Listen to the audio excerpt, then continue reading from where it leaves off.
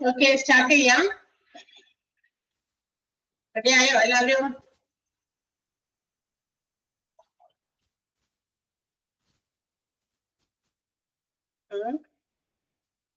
Okay, so നമ്മൾ എവിടെ വരെ എടുത്തത്? ഇനി എടുക്കാന് concepts of organisation structure. Organisation സ്ട്രക്ചറിന്റെ അവിടെ നിന്ന് തുടങ്ങിയാണ് നമ്മൾ എടുക്കാറുള്ളത്. ഓർഗനൈസേഷൻ സ്ട്രക്ചർ എന്താണെന്ന് ലാസ്റ്റ് ക്ലാസ്സിൽ നമ്മൾ പറഞ്ഞു നിർത്തി. പക്ഷെ നമുക്ക് അവിടെ നിന്ന് തന്നെ തുടങ്ങാം. ഓർഗനൈസേഷന്റെ സ്ട്രക്ചർ, ഒരു സംരംഭത്തിന്റെ ആ ഒരു ഘടനയുമായി ബന്ധപ്പെട്ട എന്തൊക്കെയോ കുറെ കാര്യങ്ങളൊക്കെ നമുക്ക് അറിയാനുണ്ട്. ഒരു ഓർഗനൈസേഷന്റെ സ്ട്രക്ചറിനെ സംബന്ധിക്കുന്ന കാര്യങ്ങളിൽ നിന്നാണ് നമുക്ക് തുടങ്ങണ്ടേ.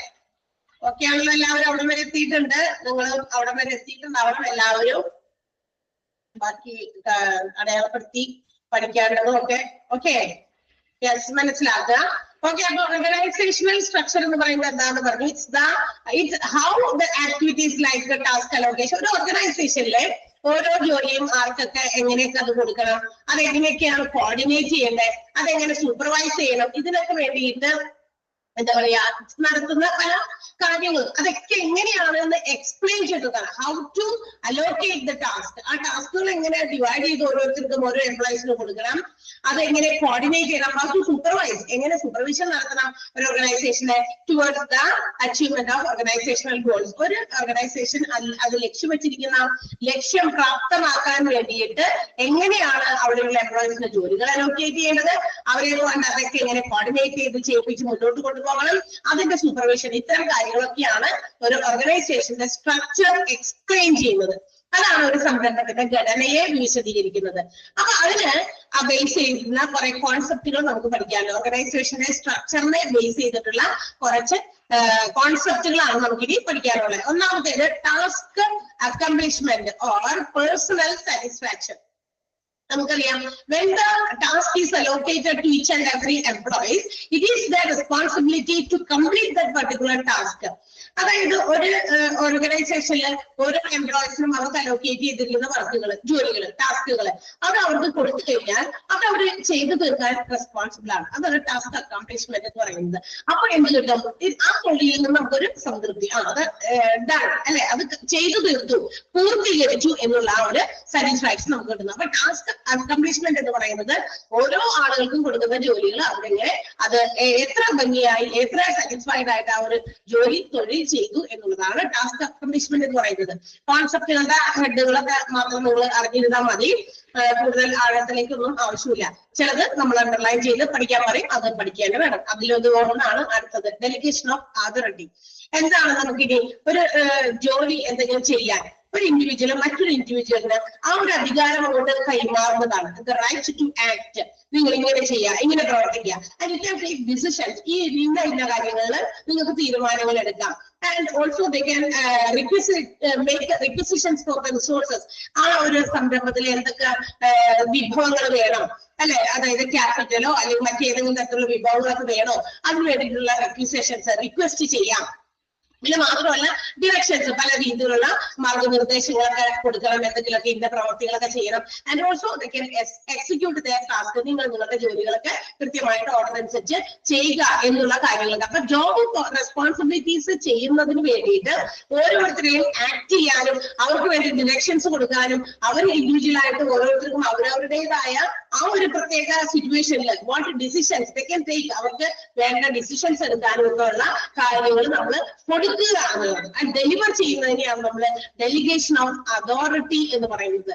അതായത് ടു ഡെലിവർ അതോറിറ്റി, ഒരാൾക്ക് മറ്റൊരാളിലേക്ക് എന്ത് ചെയ്യുന്നത്, അവരുടെ അധികാരം കൈമാറുന്നത്. It is the delivery by one individual to another the right to act, പ്രവർത്തിക്കാനുള്ള അവകാശം, അല്ലെങ്കിൽ to take decisions, തീരുമാനങ്ങൾ എടുക്കാനുള്ളത്, to make the requisitions for the resources, അതായത് വിഭവങ്ങൾ റിക്വസിറ്റ് ചെയ്യാനുള്ള അവകാശങ്ങൾ, and also to give directions where to act, എന്ത് ചെയ്യണം, എന്ത് പ്രവർത്തിക്കണം എന്നുള്ള കാര്യങ്ങൾ ചെയ്യാനും അതിനുള്ള ഡയറക്ഷൻസ് കൊടുക്കാനുള്ള അവകാശം, and also to execute the task, ഇതൊക്കെ കൊടുത്ത് അവരെ കൊണ്ട് അത് ചെയ്യിപ്പിക്കുക. ഇതൊക്കെ അവരുടെ റെസ്പോൺസിബിലിറ്റീസ് ആണ്. എന്നാലാണ് ഒരു ജോബ് എന്ന് പറയുന്നത് കംപ്ലീറ്റ് ആകുന്നുള്ളൂ, ഒരു ജോലി അവിടെ പൂർണ്ണമാകുന്നുള്ളൂ. അങ്ങനെ അതിന് വേണ്ടിയിട്ട് അത് ചെയ്യാനുള്ള അധികാരം അവിടെ കൊടുക്കുക, അത് എന്താ പറയാ ഒരാളിലേക്ക് കൈമാറുക, ഹാൻഡ് ഓവർ ചെയ്യുക. അതിനെയാണ് നമ്മള് ഡെലിഗേഷൻ ഓഫ് അതോറിറ്റി. ഇപ്പൊ ഞാൻ ഇവിടെ ഒരു എന്താ പറയാ എംപ്ലോയി ആണ്. അപ്പൊ ഇവിടെയുള്ള മറ്റു ടീച്ചേഴ്സിന് നമ്മൾ എന്തൊക്കെയാണ് ചെയ്യേണ്ടത്, ഏതൊക്കെ കാര്യങ്ങൾ ചെയ്യണം, എന്ത് ഡിസിഷൻസ് അല്ലെങ്കിൽ എന്തെങ്കിലും ഒരു കാര്യങ്ങൾ വന്നു കഴിഞ്ഞാൽ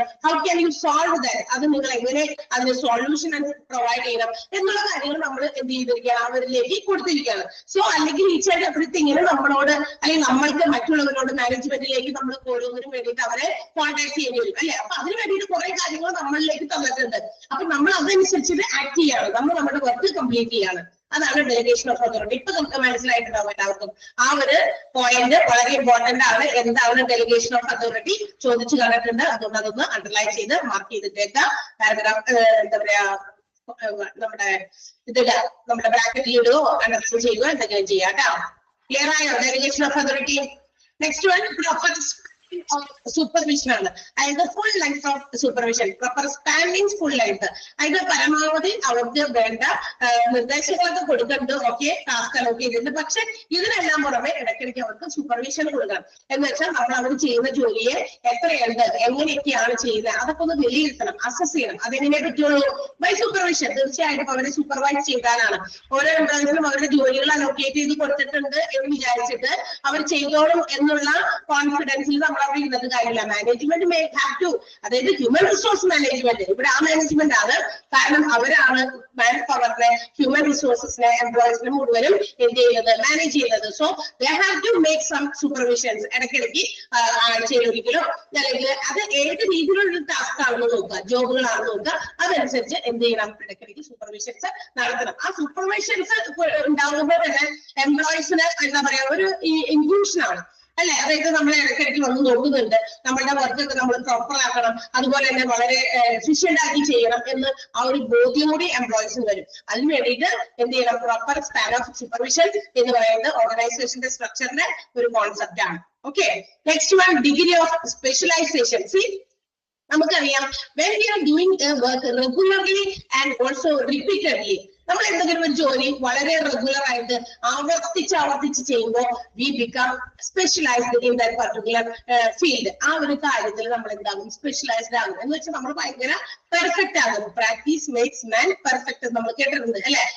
കൂടുതൽ പ്രാവശ്യം നമ്മൾ ചെയ്യുമ്പോൾ നമ്മൾ അതിൽ സ്പെഷ്യലൈസ്ഡ് ആകും. അപ്പൊ നമ്മളുടെ ആ എന്താ പറയാ നമ്മൾ ചെയ്യുന്ന ജോലികൾ ഉത്തരവാദിത്തങ്ങൾ കുറഞ്ഞതുപോലെ നമുക്ക് തോന്നും. കാരണം എന്താ, നമ്മൾ ഇത് തന്നെയാണ് റിപ്പീറ്റഡ് ആയിട്ട് ചെയ്തുകൊണ്ടിരിക്കുന്നത്. അപ്പൊ നമുക്കതൊരു ബർഡൻ ആയിട്ട് ഫീൽ ചെയ്യുന്നില്ല. ബിക്കോസ് ആദ്യത്തെ പ്രാവശ്യമൊക്കെ നമ്മൾ ചിലപ്പോ ആ ഒരു ടാസ്ക് ജോലി നമുക്ക് തന്നിരിക്കുന്ന അസൈൻ ചെയ്തിരിക്കുന്ന ജോലി ചെയ്യുമ്പോൾ we may feel it as A difficult one, വളരെ ബുദ്ധിമുട്ടുള്ള ജോലിയായിട്ട് കീറാമൊക്കെ ആയിട്ട് നമുക്ക് തോന്നും. പക്ഷെ while we are doing it continuously repeatedly, വളരെ റിപ്പീറ്റഡ് ആയിട്ട് റെഗുലർ ആയിട്ട് നമ്മൾ അത് ചെയ്തുകൊണ്ടിരിക്കുമ്പോൾ എന്ത് പറ്റും, നമ്മൾ അതിൽ സ്പെഷ്യലൈസ്ഡ് ആകും. അപ്പോൾ നമുക്ക് ഓരോ വ്യക്തികൾക്കും നമുക്ക് സ്വന്തമായിട്ട് നമ്മുടെ ആ ഒരു എന്താ പറയാ കാര്യങ്ങള്, ജോലികള്, ഡ്യൂട്ടീസ് ഈസിയർ ആകാൻ, വളരെ എളുപ്പത്തിലാക്കാനും and also we become an expert in that particular job. നമ്മൾ ആ ജോലിയിൽ എക്സ്പെർട്ട് ആകും, വിദഗ്ധരാകുകയും ചെയ്യും അല്ലെ. ഇപ്പൊ ഒരു ടീച്ചിങ് പ്രൊഫഷൻ, ആദ്യമൊക്കെ ട്രെയിനിങ് ഒക്കെ കഴിഞ്ഞു സ്കൂളിൽ ജോലി എത്തി, ആദ്യമൊക്കെ ചെല്ലുമ്പോൾ ഭയങ്കര പേടിയും മറ്റു കാര്യങ്ങളും മറ്റു കുട്ടികളെ എങ്ങനെ ഫേസ് ചെയ്യും, നമ്മൾ എങ്ങനെ എവിടെ നിന്ന് തുടങ്ങും, എന്തൊക്കെയാണ് നമ്മൾ ചെയ്യേണ്ടത്. ഓക്കെ, അപ്പൊ ഒത്തിരി കാര്യങ്ങളിൽ നമുക്ക് കൺഫ്യൂഷൻ ഉണ്ടാകും, പേടി തോന്നും. അപ്പൊ നമ്മൾ കണ്ണാടിയുടെ ഒക്കെ മുമ്പിൽ നിന്ന് എങ്ങനെയൊക്കെയാ ചെയ്യേണ്ടത് എന്നൊക്കെ കുറെയൊക്കെ നമ്മൾ പ്രാക്ടീസ് ചെയ്ത് നോക്കും. പക്ഷെ ആ ഒരു പ്രാക്ടീസിലും കൂടെ മാത്രമല്ല, കണ്ണാടിക്ക് മുമ്പിൽ നിന്ന് എത്ര പ്രാവശ്യം നമ്മൾ പ്രാക്ടീസ് ചെയ്ത് മുമ്പിൽ നമ്മുടെ ഓഡിയൻസ് ഇല്ല അല്ലെങ്കിൽ കുട്ടികളില്ല, ആ ഒരു രീതിയിലാണ്. അപ്പൊ നമുക്ക് അത്രയും പക്ഷെ നമ്മൾ എന്ത് ചെയ്യണം, ഇവരെ തന്നെ ഫേസ് ചെയ്താണ് നമ്മളുടെ പേടിയും ഇതൊക്കെ മാറ്റി നമ്മളൊരു എന്താ പറയാ എഫിഷ്യന്റ് ആയിട്ടുള്ള ഒരു ടീച്ചറായിട്ട് മാറാൻ സാധിക്കുന്നു. അത് ചിലപ്പോൾ ഓരോ മാസമോ ചിലപ്പോൾ 1-2 ദിവസമൊക്കെ ചിലർക്ക് ആ ഒരു പേടി വരുള്ളൂ. അതിന് ശേഷം അപ്പൊ നമ്മൾ എന്തായാലും 2-3 ദിവസം റിപ്പീറ്റഡ് ആയിട്ട് നമ്മൾ അത് റിപ്പീറ്റഡ് ആയിട്ട് ചെയ്തപ്പോൾ നമ്മൾ കുട്ടികളൊക്കെ ഫേസ് ചെയ്ത് വന്നപ്പോൾ നമുക്ക് എന്താകും, നമ്മളുടെ ഒരു കാര്യങ്ങളൊക്കെ മാറി ഈ become expert in that particular field. ആ ഫീൽഡിൽ നമ്മൾ എക്സ്പോർട്ട് ആകും എന്ന് പറയുന്നതാണ് ഓർഗനൈസേഷൻ സ്ട്രക്ചറിന്റെ മറ്റൊരു കോൺസെപ്റ്റ്. അപ്പൊ ഓർഗനൈസേഷന്റെ സ്ട്രക്ചറിൽ ഇതൊക്കെ കോൺസെപ്റ്റുകളാണ്, പോയിന്റുകളുടെ പേരുകൾ മാത്രം, ഹെഡ് മാത്രം ഓർത്തിരിക്കുക, ഡെലിഗേഷൻ ഓഫ് അതോറിറ്റി മാത്രം ഒന്ന് പഠിച്ചു വെക്കണം. പിന്നെ കമ്മ്യൂണിക്കേഷൻ ചാനൽ വളരെ പ്രോപ്പർ ആയിരിക്കണം. മാനേജ്മെന്റിന് താഴെയുള്ള ഏറ്റവും ബോട്ടം ലെവലിലുള്ള എംപ്ലോയീസിന് if anything has to be communicated, എന്തെങ്കിലും കമ്മ്യൂണിക്കേറ്റ് ചെയ്യണമെങ്കിൽ അത് ഏത് ചാനലിലൂടെ നോക്കണം, ആരിൽ നിന്നാണ് ഇവരിലേക്ക് എത്തിക്കേണ്ടത് എന്നാണ് ആലോചിക്കേണ്ടത്. ആ ചാനൽ പ്രോപ്പർ ആയിരിക്കണം. വഴിയെ വെച്ചിട്ട് അത് ബ്രേക്ക് ചെയ്തു പോവുകയോ അല്ലെങ്കിൽ പകുതി കാര്യങ്ങൾ ഇവിടേക്ക് കമ്മ്യൂണിക്കേറ്റ് ചെയ്യാതിരിക്കാൻ പറ്റിക്കഴിഞ്ഞാൽ എന്ത് പറ്റും, ആകെ പ്രശ്നമാകും. അതുകൊണ്ട് ആ ചാനൽ പ്രോപ്പർ ആയിരിക്കണം. അപ്പൊ കമ്മ്യൂണിക്കേഷൻ ചാനൽ പ്രോപ്പർ ആയി കഴിഞ്ഞാൽ ഒരു ഓർഗനൈസേഷനിലെ പല കാര്യങ്ങളും നമുക്ക് ഇല്ലാതാക്കാൻ പറ്റും, അല്ലെ? ഈ മാനേജ്മെന്റും അതുപോലെ എംപ്ലോയീസും തമ്മിലുള്ള പല പ്രശ്നങ്ങളൊക്കെ ഉണ്ടെങ്കിൽ അതൊക്കെ ഒരു പരിധി വരെ കുറയ്ക്കുന്നത് കമ്മ്യൂണിക്കേഷൻ ചാനൽ പ്രോപ്പർ ആണെങ്കിൽ സാധിക്കും. അല്ലെങ്കിൽ അങ്ങനെ അല്ലെങ്കിലാണ് എന്ത് ചെയ്യുക, വലിയ തർക്കങ്ങളും അല്ലെങ്കിൽ മറ്റ് പ്രശ്നങ്ങളിലേക്കൊക്കെ ഒരു ഓർഗനൈസേഷൻ പോകുക. ഇതെല്ലാം ഓർഗനൈസേഷൻ സ്ട്രക്ചറിന്റെ കോൺസെപ്റ്റുകളാണ്. Task accomplishment or personal satisfaction ആണ് PRSONNEL ഉള്ള പേഴ്സണൽ ആണ്. മറ്റേതെല്ലാം അതായത് തൊഴിൽ സംതൃപ്തിയാണ്. ഡെലിഗേഷൻ ഓഫ് അതോറിറ്റി ആണ്. പ്രോപ്പർ സ്പാൻ ഓഫ് സൂപ്പർവിഷൻ, നല്ല രീതിയിലുള്ള സൂപ്പർവിഷൻ കൊടുക്കണം. ഡിഗ്രി ഓഫ് സ്പെഷ്യലൈസേഷൻ, നമ്മൾ ഏത് ജോലിയും കണ്ടിന്യൂസ്ലി റിപ്പീറ്റഡ്ലി റെഗുലർലി ചെയ്യുമ്പോൾ we become expert in that particular field. പിന്നെ communication channel should be proper. ഇത്രയും കാര്യങ്ങളാണ് നമ്മുടെ കോൺസെപ്റ്റ്സ് ഓഫ് ഓർഗനൈസേഷൻ സ്ട്രക്ചറിലുള്ളത്. ക്ലിയർ ആയോ? 4 പോയിന്റുകൾ മനസ്സിലായോ? പോയിന്റുകളുടെ ഹെഡിങ്ങുകൾ മനസ്സിലാക്കി പഠിച്ചു വെക്കുക, പഠിക്കണം. അതിൽ ഡെലിഗേഷൻ ഓഫ് അതോറിറ്റി എന്ന് പറയുന്ന പോയിന്റ് ഇമ്പോർട്ടന്റ് ആണ്. Clear? Okay. Yes, next one human resource planning ആണ്. ഹ്യൂമൻ റിസോഴ്സുകളെ എങ്ങനെ നമുക്ക് പ്ലാൻ ചെയ്യാൻ പറ്റും, മാൻ പവറിനെ പ്ലാൻ ചെയ്യണം. നമുക്കറിയാം, അഗൈൻ ആൻഡ് അഗൈൻ നമ്മൾ നേരത്തെ ആദ്യം പറഞ്ഞതുപോലെ തന്നെ human resource is the valuable asset in any organisation. ഏത് സംരംഭം എടുത്താലും ഹ്യൂമൻ റിസോഴ്സസിനെ ഒഴിച്ചു നിർത്താൻ പറ്റില്ല. അതൊരു ഏറ്റവും വിലയേറിയ ആസ്തി, അസറ്റ് തന്നെയാണ്. When compared to money, other physical equipments, മറ്റ് ഏതെങ്കിലും തരത്തിലുള്ള മെഷീൻസ് അല്ലെങ്കിൽ എക്യുപ്മെന്റുകൾ അല്ലെങ്കിൽ പണം, ഇവയൊക്കെ കമ്പയർ ചെയ്യുമ്പോൾ ഹ്യൂമൻ എന്ന് പറയുന്നത്, മാൻ പവർ എന്ന് പറയുന്നത് എന്താണ്, വളരെ ഇമ്പോർട്ടന്റ് ആയിട്ടുള്ള കാര്യമാണ്. കാരണം തൊഴിൽ ചെയ്യാനുള്ള ആളുകൾ വേണം. തൊഴിൽ ചെയ്യാൻ വേണ്ടിയിട്ടുള്ള പണം ഉണ്ട് ഇഷ്ടം പോലെ, അല്ലെങ്കിൽ മറ്റ് എക്യുപ്മെന്റുകൾ എല്ലാം ഓക്കെയാണ്. എക്യുപ്മെന്റ് ഒക്കെ നമുക്ക് കാശ് കൊടുത്താൽ കിട്ടും, അല്ലെ? പണവും നമുക്ക് എങ്ങനെ ഉണ്ടാകാം, ഈ പണമൊക്കെ വായ്പ കൊടുക്കാൻ ഇഷ്ടം പോലെ ഫിനാൻഷ്യൽ ഇൻസ്റ്റിറ്റ്യൂഷൻസ് തന്നെയുണ്ട്, ഇതെല്ലാം കിട്ടും. പക്ഷെ എഫിഷ്യന്റ് ആയിട്ടുള്ള പേഴ്സണൽസ്, അതായത് തൊഴിലാളികളെ കിട്ടാനാണ് ഇന്ന് പല മേഖലയും അഭിമുഖീകരിക്കുന്ന വലിയ പ്രശ്നം. അപ്പൊ ഹ്യൂമൻ റിസോഴ്സ് എന്ന് പറയുന്നത് വളരെ വാല്യുബിൾ ആയിട്ടുള്ള ഒരു അസറ്റ് തന്നെയാണ്. നമുക്ക് പരസ്പരം അങ്ങോട്ട് തോന്നിയില്ലെങ്കിലും ഓർഗനൈസേഷനിൽ സംബന്ധിച്ച് നല്ല എഫിഷ്യന്റ് ആയിട്ടുള്ള ഒരു വർക്കർ, ഒരു ജോലിക്കാരനെ ഏത് മേഖലയിലായാലും, അതായത് ബോട്ടം ലെവൽ തുടങ്ങി ഏറ്റവും ടോപ്പ് ലെവലിൽ വരെയുള്ള എല്ലാ ആളുകളെയും നമുക്ക് വളരെ ഇമ്പോർട്ടന്റ് ആണ് ഹ്യൂമൻ പവർ എന്ന് പറയുന്നത്. So human power has to be planned very well. അതുകൊണ്ട് തന്നെ ഈ ഹ്യൂമൻ റിസോഴ്സുകളെ വളരെ നന്നായിട്ട് പ്ലാൻ ചെയ്യണം. And the management has to decide or determine how an organization should move from its current manpower position to the desired manpower position. എന്ന് വെച്ചാൽ ഈ human റിസോഴ്സുകളെ അപ്പൊ നല്ല രീതിയിൽ മാൻപവറിനെ നമുക്ക് നല്ല രീതിയിൽ പ്ലാൻ ചെയ്യണം. എന്നിട്ട് ഈ ഹ്യൂമൻ എന്താ പറയാ മാനേജ്മെന്റ് അതിനോട് തീരുമാനം എടുക്കണം. ഇപ്പൊ നിലവിൽ എത്ര ഹ്യൂമൻ റിസോഴ്സസ് ഉണ്ട്, നമുക്ക് വേണ്ടത് എത്രയാണ്, ആ ഒരു കറന്റ് ലെവലിൽ നിന്നും നമ്മൾ ആഗ്രഹിക്കുന്ന രീതിയിലുള്ള മാൻ പവറിലേക്ക് നമുക്ക് എത്തണം. അതിന് വേണ്ടിയിട്ടുള്ള കാര്യങ്ങളൊക്കെ നേരത്തെ കൂട്ടി ഡിസൈഡ് ചെയ്യണം, പ്ലാൻ ചെയ്യണം, പ്രീ പ്ലാൻ ചെയ്യണം. അതാണ് ഹ്യൂമൻ റിസോഴ്സ് അല്ലെങ്കിൽ മാൻ പവർ പ്ലാനിങ് എന്ന് പറയുന്നത്. ഇപ്പോ നിലവിലുള്ള എംപ്ലോയീസ് നമ്മൾ കുറെ പുതിയ മാറ്റങ്ങൾ കൊണ്ടുവരുന്നു നമ്മുടെ ഓർഗനൈസേഷനിൽ. So how many man power അല്ലെങ്കിൽ എത്രത്തോളം മാൻ പവർ, എത്ര എഫിഷ്യന്റ് ആയിട്ടുള്ളത്, ഏത് ക്വാളിഫിക്കേഷനുള്ള മാൻ പവർ ആണ് നമുക്ക് വേണ്ടത് എന്നുള്ളത് നമ്മൾ നേരത്തെ കൂട്ടി പ്ലാൻ ചെയ്യണം. ആൻഡ് ത്രൂ പ്രോപ്പർ പ്ലാനിങ്, തീർച്ചയായിട്ടും നല്ല പ്ലാനിങ് ഉണ്ടെങ്കിൽ we can afford a right number of employees, right number of manpower, right kinds of people, നല്ല രീതിയിലുള്ള ആളുകളെ, നല്ല നമ്മുടെ ഓർഗനൈസേഷന്റെ ജോലിക്ക് ആപ്റ്റ് ആയിട്ടുള്ള ആളുകളെ കൃത്യമായ എണ്ണത്തിലും അതുപോലെ തന്നെ കൃത്യമായ എഫിഷ്യൻസിയിലും കൃത്യസമയത്തും ഒക്കെ നമുക്ക് നേടിയെടുക്കാനായിട്ട് സാധിക്കും. അത് പ്രോപ്പർ പ്ലാനിങ് ഉണ്ടെങ്കിൽ മാത്രമേ പറ്റുള്ളൂ. And also that provides long range benefit both to the organisation and also to the employee. Employees. അങ്ങനെ കിട്ടുമ്പോൾ എന്ത് പറ്റും? അത് ഓർഗനൈസേഷന്റെ നേട്ടമാണ്, ആഫ്റ്റർ ഓൾ ആ ജോലി കിട്ടുന്ന ആളുടെയും നേട്ടമാണ്. അപ്പൊ രണ്ട് ബെനിഫിറ്റ് ഉണ്ട് അതിന്. ഓർഗനൈസേഷൻ നേട്ടം എന്താ? അവർക്ക് നല്ല എംപ്ലോയീസിനെ കൃത്യസമയത്ത് കൃത്യമായ അളവില് കൃത്യ നമ്പർ ഓഫ് ആളുകളെ കൃത്യസമയത്ത് കിട്ടി എന്നുള്ളത് ഓർഗനൈസേഷന്റെ നേട്ടം. കാരണം ഹ്യൂമൻ പവർ നല്ല എഫിഷ്യന്റ് ആയിട്ട് കണ്ടെത്താനായിട്ട് ഇച്ചിരി ബുദ്ധിമുട്ടുണ്ട്. ക്വാളിഫിക്കേഷൻസ് ഒത്തിരി ഉണ്ട് ആളുകൾക്ക്, ഒത്തിരി ക്വാളിഫൈഡ് ആയിട്ടുള്ള ആളുകൾക്ക് ചുറ്റുമുണ്ട്. നമുക്ക് ഒത്തിരി എത്ര വരെ പഠിച്ചു എന്ന് ചോദിക്കുമ്പോൾ ഡിഗ്രികളുടെ ലെവലൊക്കെ പറയണം കേൾക്കുമ്പോൾ നമുക്ക് ഭയങ്കര അത്ഭുതം തോന്നും. എന്നിട്ട് നിങ്ങൾക്ക് ജോലി ആയില്ലേ? നമ്മുടെ അടുത്ത ക്വസ്റ്റ്യൻ അതായിരിക്കും അല്ലെ? പക്ഷെ ഓർക്കുക, ക്വാളിഫിക്കേഷൻ ലെവൽ നോക്കുമ്പോൾ ഒത്തിരി ഉണ്ട്. പക്ഷെ അത് പ്രാക്ടിക്കൽ നോളജിലേക്ക് കൊണ്ടുവരുമ്പോൾ അത് കൊണ്ടുവരുന്നതിൽ എഫിഷ്യൻസി ഇല്ലാത്തതാണ് കുറെയൊക്കെ ഓർഗനൈസേഷൻ നേരിടുന്ന പ്രശ്നം. സോ അവർ എഫിഷ്യന്റ് ആക്കണം. അപ്പൊ അതിന് വേണ്ടിയിട്ടുള്ള കാര്യങ്ങളൊക്കെ ഒരു ഓർഗനൈസേഷൻ ചെയ്യണം. പ്രോപ്പർ പ്ലാനിംഗ് ഒക്കെ നേരത്തെ തന്നെ ചെയ്ത് and we have to acquire that man power. അതിന് വേണ്ടിയിട്ടുള്ള ആളുകളെ കണ്ടെത്തി കൊണ്ടുവന്നാൽ it is the benefit both to the organisation and also to the individual. ഓരോ വ്യക്തികൾക്കും അതുപോലെ തന്നെ ഓർഗനൈസേഷനും വലിയ നേട്ടമായിരിക്കാം. ഓക്കെ, ഒന്നാമത്തെ സെന്റൻസ് ആണ് മാർക്ക് ചെയ്തിട്ടേക്ക്. The most valuable asset in an organisation is human resources and not the money or physical equipments എന്നുള്ള സെന്റൻസ് ഒന്ന് മാർക്ക് ചെയ്തിടാം. മാർക്ക് ചെയ്തോ? യെസ്. അപ്പൊ ബാക്കിയുള്ള ഭാഗം നിങ്ങൾ വായിച്ച് നോക്കുക. ഇതൊക്കെ ഹ്യൂമൻ പവർ പ്ലാനിങ്ങിനെ കുറിച്ചിട്ടാണ് പറഞ്ഞിരിക്കുന്നത്. അല്ലാതെ അപ്പോൾ വായിച്ചാൽ നമുക്കറിയാം എത്രത്തോളം നല്ല രീതിയിലുള്ള ആളുകളെ ജോലിക്കാരായിട്ട് കിട്ടിയാൽ മാത്രമേ ഓർഗനൈസേഷൻ സക്സസ് ആവുള്ളൂ, ഡെവലപ്ഡ് ആവുള്ളൂ, അതിന് മറ്റ് ഓർഗനൈസേഷനിൽ നിന്നും വേർതിരിച്ച് കാണിക്കുന്നതാകുള്ളൂ അല്ലെ? ഒരു ഗുഡ്വിൽ എന്ന് പറഞ്ഞാൽ സൽപ്പേര്. മറ്റുള്ള ബിസിനസ് എല്ലാം ഒരുപാട് ഒരുപോലുള്ള ബിസിനസ്സുകൾ നമുക്ക് ചുറ്റും കാണാം. ഇപ്പൊ ടെക്സ്റ്റൈൽ ഷോപ്പ് തന്നെ നമുക്ക് ചുറ്റും ഒന്ന് കണ്ണോടിച്ചാൽ ഓർക്കാൻ നമുക്കറിയാം എത്ര ഉണ്ടോ അല്ലെ? പക്ഷെ ഏതെങ്കിലും ഒരെണ്ണത്തിന് മറ്റുള്ളവരിൽ നിന്നും ഡിഫറെന്റ് ആക്കുന്ന രീതിയിലുള്ള ഗുഡ്വിൽ ഉണ്ടായിരിക്കും. അത് എന്തുകൊണ്ടാ?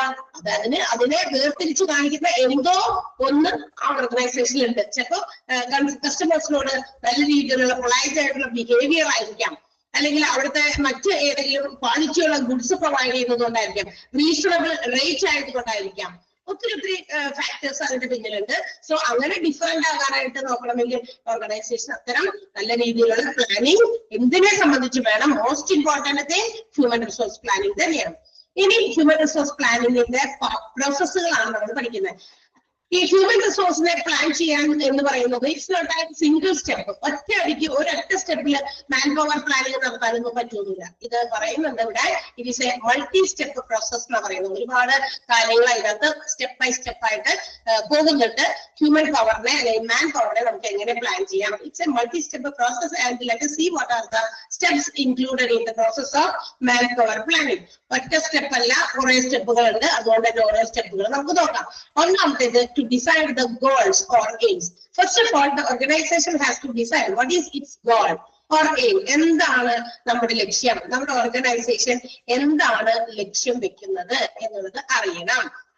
അപ്പോ എങ്ങനെയാണ് ലക്ഷ്യം വെക്കുന്നത് അറിയുമ്പോൾ ഇതിനകത്ത് മെയിൻ പർപ്പസ് എന്ന് പറയുന്നത് matching or fitting employee abilities to the enterprise requirements or needs. അതായത് ഒരു ഓർഗനൈസേഷൻ അതിന്റെ തൊഴിലാളികളെ പ്ലാൻ ചെയ്യുമ്പോൾ അവര് എന്താ കാര്യങ്ങൾ മനസ്സിലാകുന്നത് നോക്കണ്ടേത് മലയാളത്തിൽ പറഞ്ഞാൽ ഇത്രയാണ്.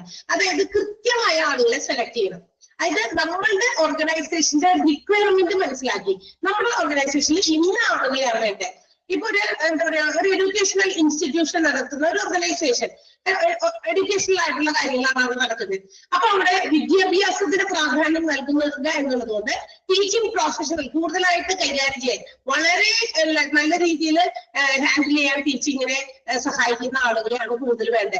അപ്പൊ അവരുടെ എബിലിറ്റീസ് കൂടി നോക്കണം. അവരുടെ സർട്ടിഫിക്കറ്റ്സുകളുടെ മാത്രം നോക്കിയിട്ട് കാര്യമില്ല, അവരുടെ എക്സ്പീരിയൻസ് അല്ലെ? അല്ലെങ്കിൽ നമുക്ക് അവരുടെ ആ ക്ലാസ്സുകളൊക്കെ എടുപ്പിച്ച് ഇപ്പൊ ഇന്ന് എന്താ പറയാ ഇങ്ങനെയുള്ള ഇൻസ്റ്റിറ്റ്യൂഷൻസിലൊക്കെ ഇന്ന് ആളുകൾ എടുക്കുമ്പോൾ അവരുടെ ഡെമോ ക്ലാസ്സുകളൊക്കെ എടുത്ത് കാണിച്ചു കൊടുക്കാൻ പറയും. അപ്പൊ അങ്ങനെയുള്ള ക്ലാസ്സുകൾ എടുപ്പിച്ചൊക്കെ നോക്കി അപ്പൊ റൈറ്റ് നമുക്ക് വേണ്ട കൃത്യമായ ആളുകളെ അതിൽ നിന്ന് സെലക്ട് ചെയ്യണം, ഫിറ്റ് ചെയ്യണം. എന്നിട്ട് കൊണ്ടുവന്ന് അതെ ഇന്ന ജോലി നിനക്കാണ് വളരെ ആപ്റ്റ് ആയിട്ടുള്ളത്, നീയാണ് അതിന് ഏറ്റവും യോജിച്ച ആള് എന്നുകൊണ്ടെന്ന് അങ്ങനെ വെക്കണം. അപ്പൊ ആ വെക്കുന്ന സമയത്ത് they have to also think. അവരപ്പോൾ മനസ്സിലാക്കേണ്ട ഒരു കാര്യം നമ്മുടെ പ്രസന്റ് നീഡ്സ് മാത്രം ഫുൾഫിൽ ചെയ്യുന്ന ആളുകളെ എല്ലാം നേരത്തെ നോക്കണ്ടേ. നമ്മുടെ ഫ്യൂച്ചറിൽ if you are going to make any developments അവിടെ എന്തെങ്കിലും നമ്മൾ മാറ്റങ്ങൾ കൊണ്ടുവരാൻ ആഗ്രഹിക്കുന്നുണ്ടെങ്കിൽ ആ ഒരു ഫ്യൂച്ചർ നീഡ്സിനെ കൂടി സാറ്റിസ്ഫൈ ചെയ്യാൻ ഈ പറയുന്ന ആളുകളെ കൊണ്ട് പറ്റുമോ എന്ന് നോക്കണം. ആ ഒരു കാര്യം കൂടി റീതിങ്ക് ചെയ്യണം. അതുകൂടി മുൻകൂട്ടി ചിന്തിച്ചിട്ട് വേണം എന്ത് ചെയ്യാനായിട്ട്, റൈറ്റ് എംപ്ലോയീസിനെ കൊണ്ടുവന്ന് ആ സ്ഥലത്ത് ഫിറ്റ് ചെയ്യാനായിട്ട്. അതാണ് പറഞ്ഞേക്കണേ, to decide the goals or aims. നേരത്തെ കൂട്ടി അത്തരം കാര്യങ്ങളൊക്കെ ഡിസൈഡ് ചെയ്യുക, ലക്ഷ്യം എന്താണെന്ന് ആലോചിക്കുക. ആ ലക്ഷ്യത്തിലേക്ക് പ്രസന്റ് നീഡ്സ് മാത്രം ആലോചിച്ചാൽ പോരാ, ഫ്യൂച്ചർ നീഡ്സ് കൂടി മനസ്സിലാക്കിയിട്ട് വേണം, അറേഞ്ച്മെന്റ് കൂടി മനസ്സിലാക്കിയിട്ട് വേണം അത്തരം കാര്യങ്ങൾ ഡിസൈഡ് ചെയ്യാൻ. അപ്പൊ ദ മെയിൻ പർപ്പസ് എന്ന് പറയുന്നത് matching or fitting the employees, അവരുടെ എബിലിറ്റീസ് അനുസരിച്ച് കൃത്യമായ ഓർഗനൈസേഷന്റെ റിക്വയർമെന്റ്സ് അനുസരിച്ച് കൃത്യമായിട്ട് മാച്ച് ചെയ്ത് എംപ്ലോയീസിനെ ഫിറ്റ് ചെയ്യുക. which emphasis on the future needs or instead of the present arrangements. താൽക്കാലികമായ അറേഞ്ച്മെന്റുകൾ കൂടാതെ ഫ്യൂച്ചർ അറേഞ്ച്മെന്റ്സ് കൂടി നോക്കിയിട്ട് വേണം അങ്ങനെ ഫിറ്റ് ചെയ്യാനായിട്ട് ആൾക്കാരെ. അപ്പൊ ഇന്നത് പഠിപ്പിക്കാൻ ആ ടീച്ചർ ഉണ്ട്, അപ്പൊ തൽക്കാലം ആ ടീച്ചർ ഇട്ടിട്ട് അടുത്ത നമ്മൾ വേറെ കോഴ്സ് കൊടുക്കുന്നുണ്ട്, അത് പഠിപ്പിക്കാൻ ഈ ടീച്ചർക്ക് പറ്റുമോ അതുകൂടി ചിന്തിക്കണം. അല്ലെങ്കിൽ നമ്മൾ കൊടുക്കുന്ന വേസ്റ്റ് ഓഫ് മണിയാണ്. നമ്മൾ ഇവർക്ക് സാലറി കൊടുത്ത് എന്ത് ചെയ്യുന്നു, ഓരോന്നിനും ഓരോ പർട്ടിക്കുലർ കാര്യത്തിനും ഓരോരുത്തരെ നമുക്ക് എടുക്കാൻ പറ്റില്ല അല്ലെ, അവർക്കും കൂടി അത് ഹാൻഡിൽ ചെയ്യാൻ പറ്റുമോ എന്നുള്ളതൊക്കെ നോക്കും. സ്കൂളുകളിലാണെങ്കിൽ കുഴപ്പമില്ല, കാരണം എന്താ അവിടെ ഓരോ ഡിപ്പാർട്ട്മെന്റ് ആണ്, ഇംഗ്ലീഷ് ഡിപ്പാർട്ട്മെന്റ്, മാത്സ്, അങ്ങനെ അല്ലെ. മറ്റ് ഏതെങ്കിലും തരത്തിലുള്ള ഓർഗനൈസേഷൻ, പ്രോഫിറ്റ് മാത്രം ലക്ഷ്യമാക്കിയിട്ടുള്ള ഓർഗനൈസേഷൻസ് ഉണ്ടായിരിക്കും, അതായത് എഡ്യൂക്കേഷണൽ ഇൻസ്റ്റിറ്റ്യൂഷൻസ്, അവർക്ക് അത് നോക്കാൻ പറ്റില്ല. അപ്പൊ ഇന്നത് കൂടി നിനക്ക് ഹാൻഡിൽ ചെയ്യാൻ പറ്റുമോ അതുകൂടി അന്വേഷിച്ചിട്ടായിരിക്കും അത് ചെയ്യാം. ഓക്കെ, സെക്കൻഡ് സ്റ്റെപ്പ് എന്താണ്? ക്ലിയർ ആയോ? ഒന്നാമത്തെ സ്റ്റെപ്പ് മനസ്സിലായില്ലേ? മനസ്സിലായോ? ഇച്ചിരി ഈ ഒരു ഇത്തിരി ഭാഗം മാത്രമേ ഇച്ചിരി ഇതുള്ളൂ. അതുകൊണ്ടാണ് നിങ്ങളോടൊക്കെ വായിച്ചു നോക്കിയാൽ മതി എന്ന് പറയുന്നത്. ഇതിനകത്തൊന്നും എന്താ പറയാ, നമുക്ക് കൂടുതൽ ആഴത്തില് പഠിക്കേണ്ട ഭാഗമില്ല. പക്ഷെ അറിഞ്ഞില്ല എന്ന് പറയാൻ പാടില്ല കേട്ടോ, അത് ഞാൻ സമ്മതിക്കില്ല. ഹ്യൂമൻ റിസോഴ്സ് മാനേജ്മെന്റ് ഒക്കെ നമ്മൾ പഠിക്കുമ്പോൾ എന്തൊക്കെയാണ് അതിനകത്ത് ഹ്യൂമൻ റിസോഴ്സ് പ്ലാനിങ്ങിൽ വരുന്ന കാര്യങ്ങൾ എന്നൊക്കെ നമുക്ക് അറിഞ്ഞിരിക്കണം ജസ്റ്റ്. ഇനി to estimate future organisational goals, അതായത് ഒരു മാൻ പവർ നമ്മൾ നീഡ്സ് നേരത്തെ പറഞ്ഞതുപോലെ തന്നെ ഫ്യൂച്ചർ ആയിട്ടുള്ള ഭാവിയിൽ വരുന്ന ഓർഗനൈസേഷന്റെ സ്ട്രക്ചറിൽ എന്തെങ്കിലും മാറ്റം ഉണ്ടെങ്കിൽ അത് എസ്റ്റിമേറ്റ് ചെയ്യുക എന്നതാണ് രണ്ടാമത്തെ step. What are the changes are to be made in the organisation. ഇത് നമ്മൾ ഭാവിയിൽ എന്തൊക്കെ മാറ്റങ്ങൾ നമ്മുടെ ഓർഗനൈസേഷന് കൊണ്ടുവരാൻ പോകുന്നുണ്ട്. അന്നേരം the management has to evaluate, അവർക്കൊരു എസ്റ്റിമേഷൻ വേണം, അവർ വിലയിരുത്തണം the structure of the organisation. ഓരോ പോയിന്റ് ഓഫ് ടൈമിലും എന്ത് ചെയ്യണം, ഇത്രയൊക്കെ ഇന്ന കാര്യങ്ങളാണ്. അപ്പൊ അതൊരു ലെവൽ എത്തുമ്പോൾ അവരതൊന്ന് ഇവാലുവേറ്റ് ചെയ്യാൻ നോക്കുക. ഇപ്പൊ എങ്ങനെയാണ്, നിലവിൽ ഇപ്പൊ എങ്ങനെയുണ്ട് ഓർഗനൈസേഷൻ, ഇനി ഭാവിയിൽ നമ്മൾ എന്താണ് ഇതിനകത്ത് മാറ്റങ്ങൾ കൊണ്ടുവരാൻ നോക്കുന്നത്. ആ മാറ്റങ്ങൾ കൊണ്ടുവരണമെങ്കിൽ ഇടയ്ക്കിടയ്ക്ക് ഓർഗനൈസേഷന്റെ കാര്യങ്ങളൊക്കെ എന്ത് ചെയ്യണം, വിലയിരുത്തണം എന്നുള്ളതാണ്. ഓർഗനൈസേഷന്റെ സ്ട്രക്ചർ വിലയിരുത്തണം. And for this evaluation the number and type of employees required must be determined. അപ്പൊ നമ്മൾ അങ്ങനെ വിലയിരുത്തുമ്പോൾ എങ്ങനെയുള്ള എംപ്ലോയീസിനെയാണ്, എത്ര എംപ്ലോയീസിനെയാണ് വേണ്ടത് എന്നുള്ളത് കൂടി കണക്കിലെടുക്കണം. അതുകൂടിയാണ് ഓർത്തിരിക്കേണ്ടത്. അതാണ് to estimate future and also man power needs. Future ആയിട്ടുള്ള ഓർഗനൈസേഷന്റെ സ്ട്രക്ചറും മാൻ പവർ നീഡ്സും എസ്റ്റിമേറ്റ് ചെയ്യുക എന്നുള്ളതാണ് സെക്കൻഡ് സ്റ്റെപ്പ്. ക്ലിയർ ആയോ? ഓരോ പോയിന്റിലും ഒരു ഓർഗനൈസേഷന്റെ മാൻ പവർ നീഡ്സ് നമ്മൾ ഇടയ്ക്കിടയ്ക്ക് എസ്റ്റിമേറ്റ് ചെയ്യുന്നത്. അതനുസരിച്ചിട്ടാണ് അവർ എത്ര എംപ്ലോയീസ് വേണം, അത് എങ്ങനെയുള്ള എംപ്ലോയീസ് ആയിരിക്കണം എന്നുള്ളതൊക്കെ തീരുമാനിക്കുന്നത്. ക്ലിയർ ആണല്ലോ point? Third point, to audit human resources. ഇനി എന്താ ചെയ്യേണ്ടത്? അപ്പൊ ഒന്നാമത്തെ സ്റ്റെപ്പിൽ നമ്മൾ ഗോൾ സെറ്റ് ചെയ്തു, എത്രയാണെന്ന് നേരത്തെ ലക്ഷ്യം വെച്ചു, എത്ര ആളുകളെ എവിടെ കൊണ്ടു ഫിറ്റ് ചെയ്യണം എന്നുള്ള കാര്യങ്ങൾ ലക്ഷ്യം വെച്ചു. അപ്പൊ ആ ലക്ഷ്യം വെക്കുമ്പോൾ പ്രസന്റ് നീഡ്സ് മാത്രമല്ല നമ്മുടെ ഫ്യൂച്ചർ നീഡ്സ് കൂടി നേരത്തെ മുൻകൂട്ടി കണ്ടിട്ടാണ് നമ്മളത് പ്ലാൻ ചെയ്യുന്നത്. രണ്ടാമത്തേല് നമ്മൾ എസ്റ്റിമേഷൻ ആണ്, ഫ്യൂച്ചർ ഓർഗനൈസേഷണൽ സ്ട്രക്ചറും മാൻ പവർ നീഡ്സും നമ്മൾ എസ്റ്റിമേറ്റ് ചെയ്യും. മൂന്നാമത്തേത് നമ്മൾ ഓഡിറ്റിംഗ് ആണ്, എന്തിന്റെ ഹ്യൂമൻ റിസോഴ്സസിന്റെ. The next step is to decide the present supply, അതായത് ഇപ്പൊ നിലവിൽ എത്ര മാൻ പവർ ഉണ്ട്, മാൻ സപ്ലൈ ഉണ്ട്, മാൻ പവർ സപ്ലൈ നമ്മുടെ ഓർഗനൈസേഷനിൽ എത്രയുണ്ട്. ഇപ്പൊ ഒരു 50 എംപ്ലോയീസ് ഉണ്ട്, ഇനി ഫ്യൂച്ചറിലേക്ക് നമുക്ക് എത്ര വേണം. ഓക്കെ, അപ്പൊ ഇങ്ങനെയൊക്കെ നമ്മൾ നോക്കും. അപ്പൊ ഇത് നടത്തുന്നത് ഒരു പ്രത്യേക ഒരു രീതിയിലാണ്. It's called skills inventory. ഈ ഒരു കാര്യം ഹ്യൂമൻ റിസോഴ്സിന്റെ ഓഡിറ്റിംഗ് എന്നൊക്കെ നടത്തുമ്പോൾ first of all they have to decide the present supply of man power. എത്ര മാൻ പവർ ഉണ്ട് ഇപ്പോൾ നിലവിൽ എന്ന് ആദ്യം തന്നെ അവർ മനസ്സിലാക്കണം. എന്നിട്ട് അതിനുശേഷമാണ് ബാക്കി ഇനി ഫ്യൂച്ചറിലേക്ക് എത്രത്തോളം ഹ്യൂമൻ റിസോഴ്സ് വേണ്ടി വരും എന്ന് നമ്മൾ ആലോചിക്കാം. അപ്പൊ നമ്മൾ ആലോചിക്കുന്നത് ഏത് ബേസ് ചെയ്തിട്ടാണ്? സ്കിൽസ് ഇൻവെന്ററി ബേസ് ചെയ്തിട്ടാണ്. എന്താണ് സ്കിൽസ് ഇൻവെന്ററി എന്ന് പറയുന്നത്? അതായത് നമ്മുടെ ഹ്യൂമൻ റിസോഴ്സുകളെ അവരുടെ എന്താ പറയാ എംപ്ലോയീസിനെ അവരുടെ സ്കില്ല് അതുപോലെ തന്നെ അവരുടെ എബിലിറ്റീസ് അതൊക്കെ ട്രാക്ക് ചെയ്യുക. അതാണ് അതായത് ഒരു ഓർഗനൈസേഷനിലെ ഓരോ ഡിപ്പാർട്ട്മെന്റിലും അവിടെയുള്ള ജോലിക്കാരുടെ കഴിവുകളും അവരുടെ എബിലിറ്റീസ് അവരുടെ നോളജ് അറിവും ഒക്കെ ട്രാക്ക് ചെയ്തുകൊണ്ടിരിക്കുക ഇടയ്ക്കിടയ്ക്ക്. അതെന്തിനാ അങ്ങനെ? അവർക്ക് ചിലപ്പോൾ അതേ ഓർഗനൈസേഷനിൽ മറ്റേതെങ്കിലും ഒരു ഡിപ്പാർട്ട്മെന്റിലേക്ക് മാറ്റിയാലും ദേ ക്യാൻ പെർഫോം ഇറ്റ്. അവർക്ക് ആ ആവശ്യങ്ങൾ നിർവഹിക്കാൻ ഈ എംപ്ലോയീസിനെ തന്നെ ഉപയോഗിക്കാം. അതുകൊണ്ടാണ് അങ്ങനെ ചെയ്യേണ്ടത്. അപ്പൊ ഒരു സ്കിൽസ് ഇൻവെന്ററി നമ്മുടെ നിലവിലുള്ള മാൻ പവറിൽ നിന്ന് നമുക്ക് ചിലപ്പോൾ മറ്റു ഡിപ്പാർട്ട്മെന്റിലേക്ക് മാറ്റാൻ പറ്റുന്ന ആളുകളെയും അവർക്ക് കിട്ടാൻ സാധ്യതയുണ്ട്. അതുകൊണ്ടാണ് സ്കിൽസ് ഇൻവെന്ററി എന്ന് പറയുന്ന ആ ഒരു സംഭവം ഇവിടെ എടുക്കുന്നത്. അപ്പോ സ്കിൽസ് ഇൻവെന്ററി എന്ന് പറയുന്നത് data about employees skills abilities work preference and other items of information indicating his overall value to the company. അതായത് ഒരു ഓർഗനൈസേഷനിൽ ഓരോ എംപ്ലോയീസിനും ആകെ മൊത്തത്തിൽ ആ ഓവറോൾ കമ്പനിയെ വെച്ച് നോക്കും അവരുടെ സ്കില്ല് എബിലിറ്റീസ് അതുപോലെ പെർഫോമൻസ് അവരുടെ വർക്ക് പ്രിഫറൻസുകളൊക്കെ കണക്കിലെടുക്കുക. അതിനെ കുറിച്ചിട്ടുള്ള ഡാറ്റാസ് നമുക്ക് എന്ത് ചെയ്യാം? കളക്ട് ചെയ്യാം. അതിനെയാണ് നമ്മൾ സ്കിൽസ് ഇൻവെന്ററി എന്ന് വിളിക്കുക. അപ്പൊ ഇന്ന ആൾക്ക് എന്തൊക്കെ കഴിവുകളുണ്ട്, ആളുകളുടെ പെർഫോമൻസിൽ നമുക്ക് എന്തൊക്കെ കാര്യങ്ങൾ വ്യക്തമായിക്കണേ. അപ്പൊ അതൊക്കെ മനസ്സിലാക്കി എന്ത് ചെയ്യാം? നമുക്ക് അടുത്തത് ഹ്യൂമൻ റിസോഴ്സുകൾ ഇനി പുറത്തുനിന്ന് എടുക്കണോ അല്ലെങ്കിൽ ഇവിടെ ഉള്ളവരെ തന്നെ നമുക്ക് അഡ്ജസ്റ്റ് ചെയ്താൽ മതിയോ എന്നൊക്കെ അവർക്ക് ഡിസൈഡ് ചെയ്യാൻ പറ്റും. അതാണ് നെക്സ്റ്റ് സ്റ്റെപ്പ് എന്ന് പറയുന്നത്. ഏത്? Auditing of human resource. അതാണ് ഓഡിറ്റിംഗിൽ വരിക. ഓഡിറ്റ് ചെയ്യാന്ന് പറഞ്ഞാൽ എന്താ? കണക്കെടുപ്പ് നടത്തുക എന്നാണ്. എന്തിന്റെ കണക്കെടുപ്പാണ്? എത്രത്തോളം സ്കില്ല് ഇവിടെയുള്ള നിലവിലുള്ള എംപ്ലോയീസിനുണ്ട്, ഇവിടെ ഉള്ള എണ്ണം നോക്കുക, ഇനി എത്ര എണ്ണം വേണം. പക്ഷെ ആ എണ്ണത്തെ ഇവിടെ ഉള്ളതിൽ നിന്ന് നമുക്ക് എന്ത് ചെയ്യാൻ പറ്റുമോ നോക്കണം, അഡ്ജസ്റ്റ് ചെയ്യാൻ പറ്റുമോ നോക്കണം.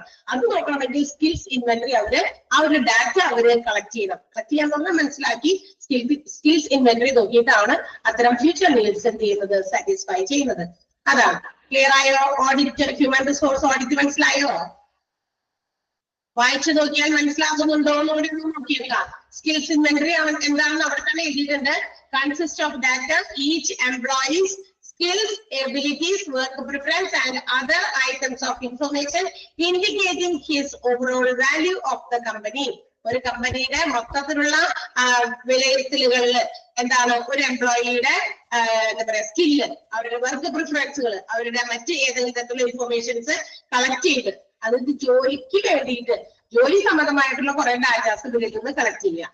അതാണ് skills inventory. Okay, next one, to plan future or job requirements and job descriptions. Job requirement എന്ന് പറഞ്ഞാൽ എന്താ? അതായത് നമുക്ക് എങ്ങനെയൊക്കെയാണ് എത്ര ആളുകളൊക്കെ വേണം എന്നൊക്കെ നമുക്ക് തീരുമാനിച്ചു കഴിഞ്ഞാൽ after taking a decision on how many persons how many man power is needed, എത്ര ആൾക്കാർക്ക് വേണം എന്നൊക്കെ മനസ്സിലാക്കി കഴിഞ്ഞാൽ it is necessary to prepare a job analysis. ഒരു ജോബ് അനാലിസിസ് നടത്തണം. ജോബ് അനാലിസിസ് എന്താണ് തൊട്ട് താഴെ പറയുന്നുണ്ട്. സോ നമ്മൾ അവിടെ അത് പറയുന്നതാണ്. ഓക്കെ, അപ്പൊ ജോബ് അനാലിസിസ് നടത്തുക എന്നുള്ളതാണ് നെക്സ്റ്റ് സ്റ്റെപ്പ്. എന്ന് വെച്ചാൽ അവരുടെ എന്താ പറയാ ട്രെയിനിങ്, അതിന്റെ details, skills, qualification, abilities, experience, responsibilities which are needed for a job. ഒരു ജോലിക്ക് വേണ്ട ഈ പറയുന്ന കാര്യങ്ങളെല്ലാം അവരുടെ training, skills, qualification, abilities, experience, responsibilities, ഇതെല്ലാം ഒരു ജോലിക്ക് വേണ്ട സാധനങ്ങളാണല്ലോ. അപ്പൊ ഇത്രയും കാര്യങ്ങളെ കുറിച്ചിട്ടൊക്കെ അനലൈസ് ചെയ്യുക. ഓക്കെ, അപ്പൊ നമുക്ക് മനസ്സിലാക്കാൻ പറ്റും ഈ പറയുന്ന ജോബ് എന്താ പറയാ റിക്വയർമെന്റ്സ് അനുസരിച്ചിട്ട് നമുക്കുള്ള ആൾക്കാരൊക്കെ ഇവിടെ ഉണ്ടോ, ഇന്ന ജോലിക്ക് പറ്റിയ ആൾക്കാർ ഇവിടെ ഉണ്ടോ എന്നുള്ളതൊക്കെ. അങ്ങനെ ജോബ് ഡിസ്ക്രിപ്ഷൻസും ജോബ് സ്പെസിഫിക്കേഷൻസും ഒക്കെ ഉണ്ടാക്കുക എന്നുള്ളതാണ് എന്തിൽ പറയുന്നത്. To plan the job requirement and job descriptions. Job റിക്വയർമെന്റും ജോബ് ഡിസ്ക്രിപ്ഷൻസും ഇവിടെ എന്താണെന്ന് പറയുന്നുണ്ട് കേട്ടോ. ജോബ് റിക്വയർമെന്റ് എന്ന് പറഞ്ഞാൽ അറിയാലോ, ഒരു സ്ഥാപനത്തിൽ എത്ര ജോലിക്കാരെ എങ്ങനെയൊക്കെ എവിടെയൊക്കെ മേഖലകളിൽ വേണം, അതാണ് റിക്വയർമെന്റ്. ഇനി ജോബിന്റെ സ്പെസിഫിക്കേഷൻ തൊട്ട് താഴെ നമുക്കറിയാൻ പറയുന്നുണ്ട്. അപ്പൊ അതനുസരിച്ച് ഓരോ രീതിയിൽ ആർക്കൊക്കെ എന്തൊക്കെ സ്പെസിഫൈഡ് ആയിട്ടുള്ള ജോലികൾ അലോക്കേറ്റ് ചെയ്ത് കൊടുക്കണം. ഇതെല്ലാം നടക്കുന്നത് ജോബ് അനാലിസിസിലൂടെയാണ്. അപ്പൊ ജോബ് അനാലിസിസ് ആണ് നമ്മൾ ചെയ്യേണ്ട next step. It is according to the job requirement and job description. ഓരോരുത്തർക്കും അവർ ചെയ്യേണ്ട ജോലി എന്താണെന്ന് പറഞ്ഞു കൊടുക്കണം. അല്ലെ? ആ അവരുടെ ആവശ്യത്തിനനുസരിച്ച് നമ്മുടെ ഓർഗനൈസേഷന്റെ ആവശ്യത്തിനനുസരിച്ചുള്ള ജോലികളാണ് ചെയ്യുന്നത്. അത് should be explain or conveyed to the employees. തീർച്ചയായിട്ടും എംപ്ലോയീസിന് അത് കൃത്യമായിട്ട് പറഞ്ഞ് മനസ്സിലാക്കി കൊടുക്കണം.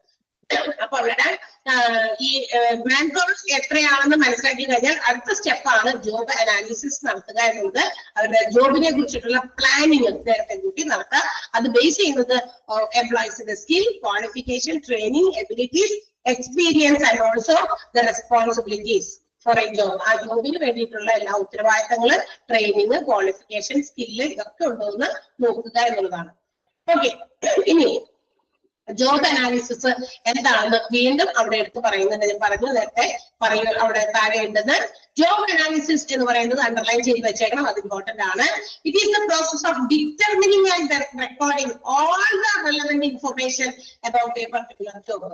അതായത് ഒരു ജോലിയെ സംബന്ധിക്കുന്ന എല്ലാ കാര്യങ്ങളും റെക്കോർഡ് ചെയ്ത് വെക്കുക, തീരുമാനിക്കുക എന്നുള്ളതാണ്. എല്ലാവരും അതിന്റെ ആ ഒരു പ്രോസസ്സിനെയാണ് ജോബ് അനാലിസിസ്. ഇപ്പൊ ഒരു ടീച്ചിങ് ജോലി, അതിന് അപ്പൊ ആ ജോലിക്ക് ഏത് ക്വാളിഫൈഡ് ഉള്ള എന്ത് കോഴ്സാണ്, ഏത് ക്വാളിഫിക്കേഷനാണ് ടീച്ചറാണ് വേണ്ടത്, അവർക്ക് എത്ര എക്സ്പീരിയൻസ് വേണം, അവര് ഏത് സമയത്താണ് വേണ്ടത്, എന്തൊക്കെ ഇവർക്ക് എന്താ പറയാ സ്കിൽ അല്ലെങ്കിൽ എക്സ്പീരിയൻസ് എത്രയെങ്കിലും ഉണ്ടോ അത് വേണോ, അല്ല എന്ത് റെസ്പോൺസിബിലിറ്റി ആണോ അവര് ജോലിക്ക് ഇവർക്ക് ഏറ്റെടുക്കാനുള്ളത്.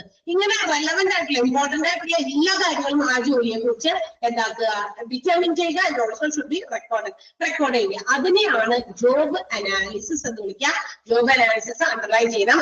അതിനകത്ത് എന്തൊക്കെ പെടുന്നുണ്ടെന്ന് പറയുന്നത് കൂടി ടാസ്ക് ഇൻവോൾവ്, എന്ത് ജോലി ചെയ്യണം, നോളജ് എന്തറിവാ വേണ്ടത്, skill needed to perform that job, ആ ജോലി ചെയ്യാൻ എന്ത് സ്കില്ലാ വേണ്ടത്, responsibilities attached to that job, എന്ത് ഉത്തരവാദിത്തമാണ് ആ ജോബിനുള്ളത്, abilities to perform that job, ആ ജോബ് വൃത്തിയായിട്ട് വിജയകരമായി ചെയ്തു തീർക്കാൻ എന്ത് എബിലിറ്റി ഉണ്ട്, ഇതെല്ലാം ഏതിൽ വരും, ജോബ് അനാലിസിസിൽ വരും. അപ്പൊ ജോബ് അനാലിസിസ് അങ്ങനെ പെട്ടെന്ന് അണ്ടർലൈൻ ചെയ്ത് വെക്കാം.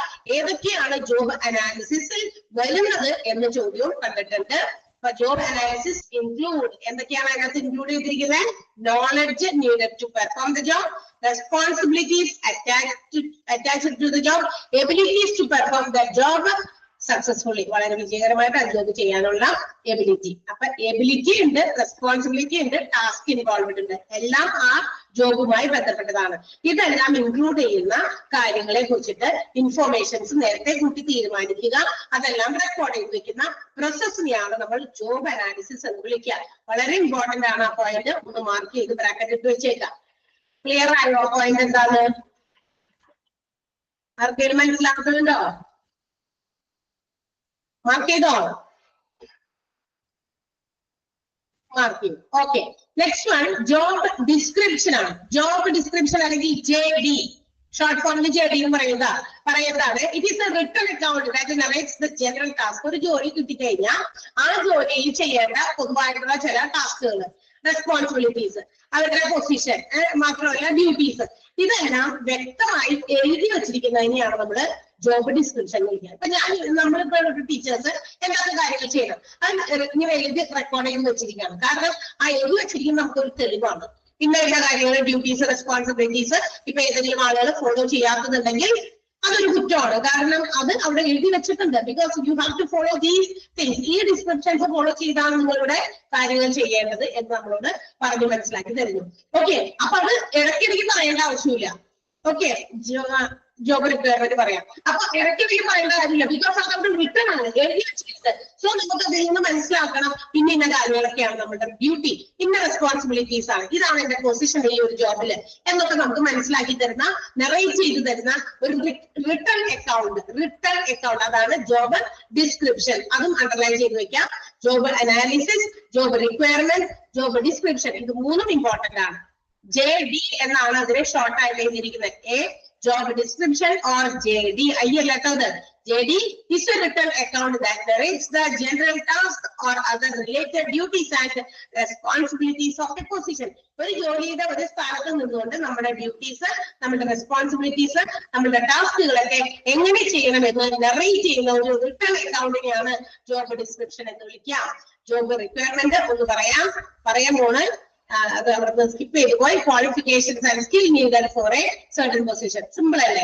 അതായത് ഒരു ജോലിക്ക് വേണ്ട നമ്മളുടെ സ്കിൽ, അതുപോലെ തന്നെ നമ്മുടെ ക്വാളിഫിക്കേഷൻ, അതിനെയാണ് ജോബ് റിക്വയർമെന്റ്. ഇപ്പൊ ടീച്ചിങ് പ്രൊഫഷന് വേണ്ടത് ഒന്ന് കുറച്ച് എക്സ്പീരിയൻസ് വേണം, പിന്നെ ഒന്ന് ടീച്ചിങ്ങിന്റേതായ എന്തെങ്കിലും ക്വാളിഫിക്കേഷൻ, ടീച്ചിങ് ഏത് ലെവലിലാണോ അതനുസരിച്ച് മാറും. BEd ആണോ, TTC ആണോ, നഴ്സറി ടീച്ചേഴ്സ് ട്രെയിനിങ് ആണോ, മോണ്ടിസോറി ആണോ, അങ്ങനെ പലതും ഉണ്ട്. അപ്പൊ അത് അക്കോർഡിംഗ് ടു ദ ആ ഇൻസ്റ്റിറ്റ്യൂഷന്റെ ആവശ്യകത, നെസസിറ്റി അനുസരിച്ച്, റിക്വയർമെന്റ് അനുസരിച്ച് ആ ജോലിക്ക് വേണ്ട സ്കിൽ ആൻഡ് ഓൾസോ ക്വാളിഫിക്കേഷൻ, ഇത് രണ്ടും അതാണ് റിക്വയർമെന്റ് എന്ന് പറഞ്ഞാൽ ആവശ്യകത. അപ്പൊ ഒരു ജോലിക്ക് വേണ്ട സ്കില്ലും ക്വാളിഫിക്കേഷനും, അതാണ് ജോബ് റിക്വയർമെന്റ്. അത് അണ്ടർലൈൻ ചെയ്യാം. ക്ലിയർ ആയോ? ക്ലിയർ ആയല്ലോ? ഓക്കെ, ആരെങ്കിലും ഒന്ന് റെസ്പോണ്ട് ചെയ്യണേ. ഇപ്പത്തെ റെസ്പോണ്ട് ചെയ്യുന്നില്ലേ? ഞാൻ ഇവിടെ ഒരു നോട്ട് നമ്മൾ ഡിസ്പ്ലേ ചെയ്തുകൊണ്ട് കാണാൻ പറ്റുന്നു. Okay, next one. അടുത്തത് എന്താ? ലാസ്റ്റ് ആണ് process of human man power പ്ലാനിങ്ങിലെ ലാസ്റ്റ് കൊല്ലാണ് to develop a human resource plan. ഇനി എന്താ? ഹ്യൂമൻ റിസോഴ്സിന് വേണ്ടി ഒരു പ്ലാൻ നേരത്തെ കൂട്ടി തയ്യാറാക്കണം. അവസാനത്തെ സ്റ്റെപ്പാണ്. അപ്പൊ മൾട്ടി സ്റ്റെപ്പ് പ്രോസസ് ആണ്. ഓരോ സ്റ്റെപ്പ് ബൈ സ്റ്റെപ്പ്. ആദ്യം നമ്മൾ പറഞ്ഞ സ്റ്റെപ്പ് എന്ന് പറയുന്നത് എന്താ? ആദ്യത്തെ സ്റ്റെപ്പ് പ്രോസസ്സിനകത്ത് വന്നിരിക്കുന്നത് ടു ഡിസൈഡ് ദ ഗോൾ, എന്തെങ്കിലും ലക്ഷ്യം, അതായത് ആ ഒരു ജോലിക്ക് വേണ്ട ലക്ഷ്യങ്ങളും എയിമുകളും ഒക്കെ നേരത്തെ കൂട്ടി പ്ലാൻ ചെയ്യുക. അതിനുശേഷം ഒരു എസ്റ്റിമേഷൻ ആണ് ഫ്യൂച്ചർ ഓർഗനൈസേഷൻ. ഭാവിയിൽ വരാൻ പോകുന്ന കാര്യങ്ങളും മാൻ പവർ നീഡ്സും ഒക്കെ കൂടി കണക്കിലെടുത്ത് ഒരു എസ്റ്റിമേറ്റ് അതിനുവേണ്ടി തയ്യാറാക്കണം. അതിനുശേഷം they have to make some audit regarding the human resource. Human റിസോഴ്സിന്റെ ഓഡിറ്റിംഗ് നടത്തണം. എന്ന് വെച്ചാൽ നിലവിൽ അവിടെ എന്തൊക്കെയാണ് മാൻ പവർ ഉള്ളത്, ഇനി നമ്മുടെ ഫ്യൂച്ചർ നീഡ്സിന് നമുക്ക് എന്താ പറയാ ആവശ്യങ്ങളെ ഉൾക്കൊള്ളാനായിട്ട് ഇവിടെ നിലവിലുള്ള എന്തെങ്കിലും അഡ്ജസ്റ്റ്മെന്റ് ചെയ്യാൻ പറ്റുമോ, അത് നടത്തുന്നത് സ്കിൽസ് ഇൻവെന്ററിയിലൂടെയാണ്. അപ്പൊ അത്തരം കാര്യങ്ങൾ നോക്കുക. പിന്നെന്താണ്? To plan the job requirement and also job descriptions. Job description അതുപോലെ ജോബ് റിക്വയർമെന്റ് നമ്മൾ പ്ലാൻ ചെയ്യുക. അതിന് വേണ്ടിയിട്ടുള്ള ഏറ്റവും പ്രധാനപ്പെട്ട കാര്യം ജോബ് അനാലിസിസ് ആണ്. അപ്പൊ അതുകൊണ്ട് അത് മൂന്നും നമുക്ക് ഇമ്പോർട്ടന്റ് ആണ്. ഹ്യൂമൻ റിസോഴ്സ് പ്ലാൻ എന്താ പറയാ ഡെവലപ്പ് ചെയ്യുക എന്നുള്ളതാണ് ഏറ്റവും അവസാനത്തെ സ്റ്റെപ്പ്. ഇവിടെ it is the implementation of human resource plan. നേരത്തെ നമ്മളിങ്ങനെ ഓരോ സ്റ്റെപ്പായിട്ട് ഓരോ കാര്യങ്ങൾ ആലോചിച്ച് എസ്റ്റിമേറ്റ് ചെയ്ത് ഒക്കെ വെച്ചു. ഇവിടെ നടപ്പിലാക്കലാണ്. ഹ്യൂമൻ റിസോഴ്സ് പ്ലാനിങ് നടപ്പിലാക്കുന്നത് ഈ ലാസ്റ്റത്തെ സ്റ്റേജിലാണെങ്കിൽ, ലാസ്റ്റത്തെ എന്താ പറയാ പോയിന്റിലാണ്. ഈ ലാസ്റ്റ് സ്റ്റെപ്പിൽ നമ്മൾ ഹ്യൂമൻ റിസോഴ്സുകളെ പ്ലാൻ ഒക്കെ ചെയ്തതിന് ശേഷം അത് എങ്ങനെയാണ് നമ്മൾ അത്തരം കാര്യങ്ങൾ നടപ്പിലാക്കുക. It is to find out the sources of supply of labour force. അതിനുവേണ്ടി നമ്മൾ മനസ്സിലാക്കേണ്ട കാര്യം, എവിടെ നിന്നാണ് നമുക്ക് ലേബർ ഫോഴ്സ് കിട്ടുക. മാൻ പവർ നീഡ്സ് അല്ലെങ്കിൽ മാൻ പവർ റിക്വയർമെന്റുകളെ തൃപ്തമാക്കാനായിട്ട് അതിന് വേണ്ടിയിട്ടുള്ള ആൾക്കാരെ ഇവിടെ കിട്ടും എന്നുള്ളത് നമുക്ക് എന്ത് ചെയ്യണം, അതിന് വേണ്ടിയിട്ടുള്ള അതൊക്കെ ഇംപ്ലിമെന്റ് ചെയ്യണം. അത്തരം ആക്ഷൻസ് എടുക്കണം. എവിടെന്നാ ഇത്ര ആൾക്കാരൊക്കെ വേണം, പക്ഷെ അങ്ങനെയാണെങ്കിൽ അത് എവിടെ നിന്നാണ് എടുക്കേണ്ടത്? ലേബർ ഫോഴ്സ് നമുക്ക് എവിടെ നിന്ന് കിട്ടും? അപ്പൊ അതിന് വേണ്ടിയിട്ട് they have to think that, അതിനുവേണ്ടി അവർ പ്ലാൻ ചെയ്യാം.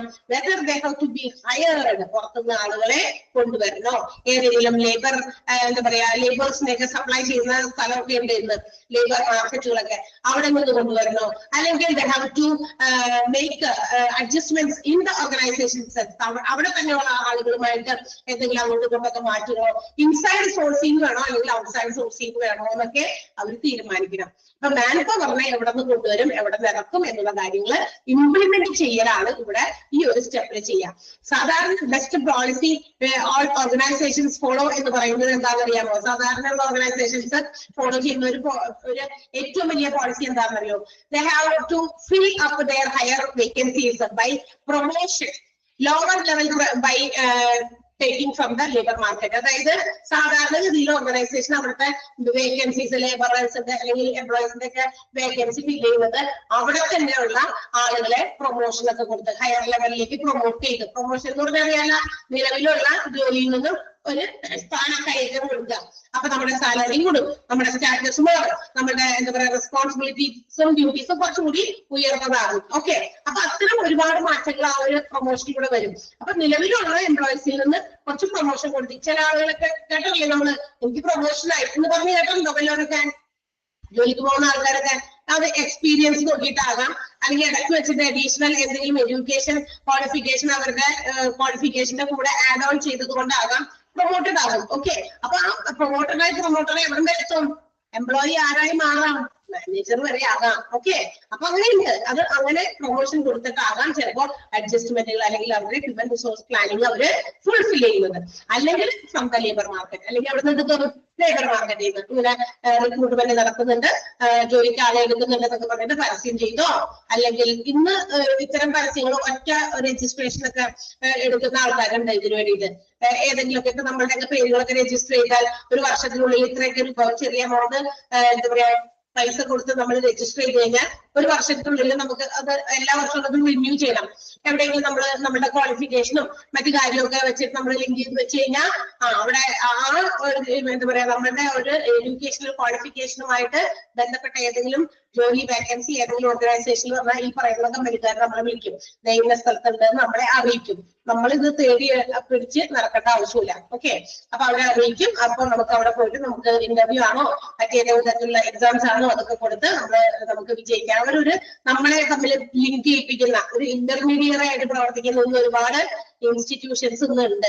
എല്ലാത്തിനും ഉണ്ട് ഇന്റർമീഡിയറി. എവിടെയെങ്കിലും കുട്ടികളെ ഏതെങ്കിലും കോഴ്സിന് നമുക്ക് പുറത്ത് നാട്ടുകളിലേക്ക് വിടണോ അതിനും ഏജന്റുമാരുണ്ട് അല്ലെ. അങ്ങനെ ഏജൻസി ആയിട്ട് പ്രവർത്തിക്കുന്ന ഒത്തിരി ഓഫീസേഴ്സ് ഇൻസ്റ്റിറ്റ്യൂഷൻസ് നമുക്കിന്ന് കാണാം അല്ലെ. നഴ്സിംഗ് കൊണ്ടുപോകാൻ നമുക്ക് അവരിൽ ത്രൂ നമുക്ക് എന്ത് ചെയ്യാം പോകാം എന്ന് വെച്ചാൽ കുറെ കാര്യങ്ങളൊക്കെ നമുക്ക് അവര് ചെയ്തു തരും. ദാറ്റ് മീൻസ് നമുക്ക് എവിടെയൊക്കെയാണ് നല്ല കോഴ്സുകളുള്ളത് അതൊക്കെ പറഞ്ഞുതരാം. അതേപോലെ തന്നെ ലേബറേഴ്സിനെ സപ്ലൈ ചെയ്യുന്ന ഇത്തരം ആളുകളുണ്ട്. ഓക്കെ, അപ്പൊ അത് എവിടെ നിന്നാണ് എന്ന് കണ്ടെത്തുക എന്നുള്ളതാണ് അടുത്ത സ്റ്റെപ്പ്, ലാസ്റ്റ് സ്റ്റെപ്പ്. ഇപ്പൊ ഹ്യൂമൻ റിസോഴ്സിനെ പ്ലാനിംഗ് ഒക്കെ ചെയ്തു, അവരെ കാര്യങ്ങളൊക്കെ വിലയിരുത്തി, എത്ര പേര് വേണം ഇതൊക്കെ നോക്കി, അപ്പൊ എങ്ങനെയൊക്കെയാണ്. പക്ഷെ അത് നടപ്പിലാക്കുന്നത് ഈ ലാസ്റ്റ് സ്റ്റെപ്പിലാണ്. ഇംപ്ലിമെന്റിംഗ് ഓഫ് ലേബർ സപ്ലൈ ആണ് കേട്ടോ.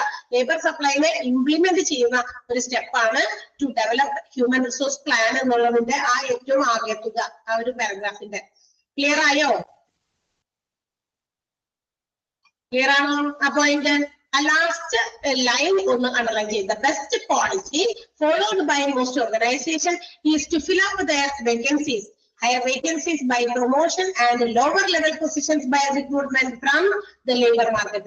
Higher position ലേക്ക് അവര് പ്രൊമോഷനിൽ കൂടി ആൾക്കാരെ എന്താ പറയാ വേക്കൻസി ഫില്ല് ചെയ്യും. അതേസമയം ലോവർ ലെവലില് താഴെ തട്ടിലുള്ള ജോലിക്കാരെ വേണമെങ്കിൽ ലേബർ മാർക്കറ്റിൽ നിന്ന് സപ്ലൈ ചെയ്യും.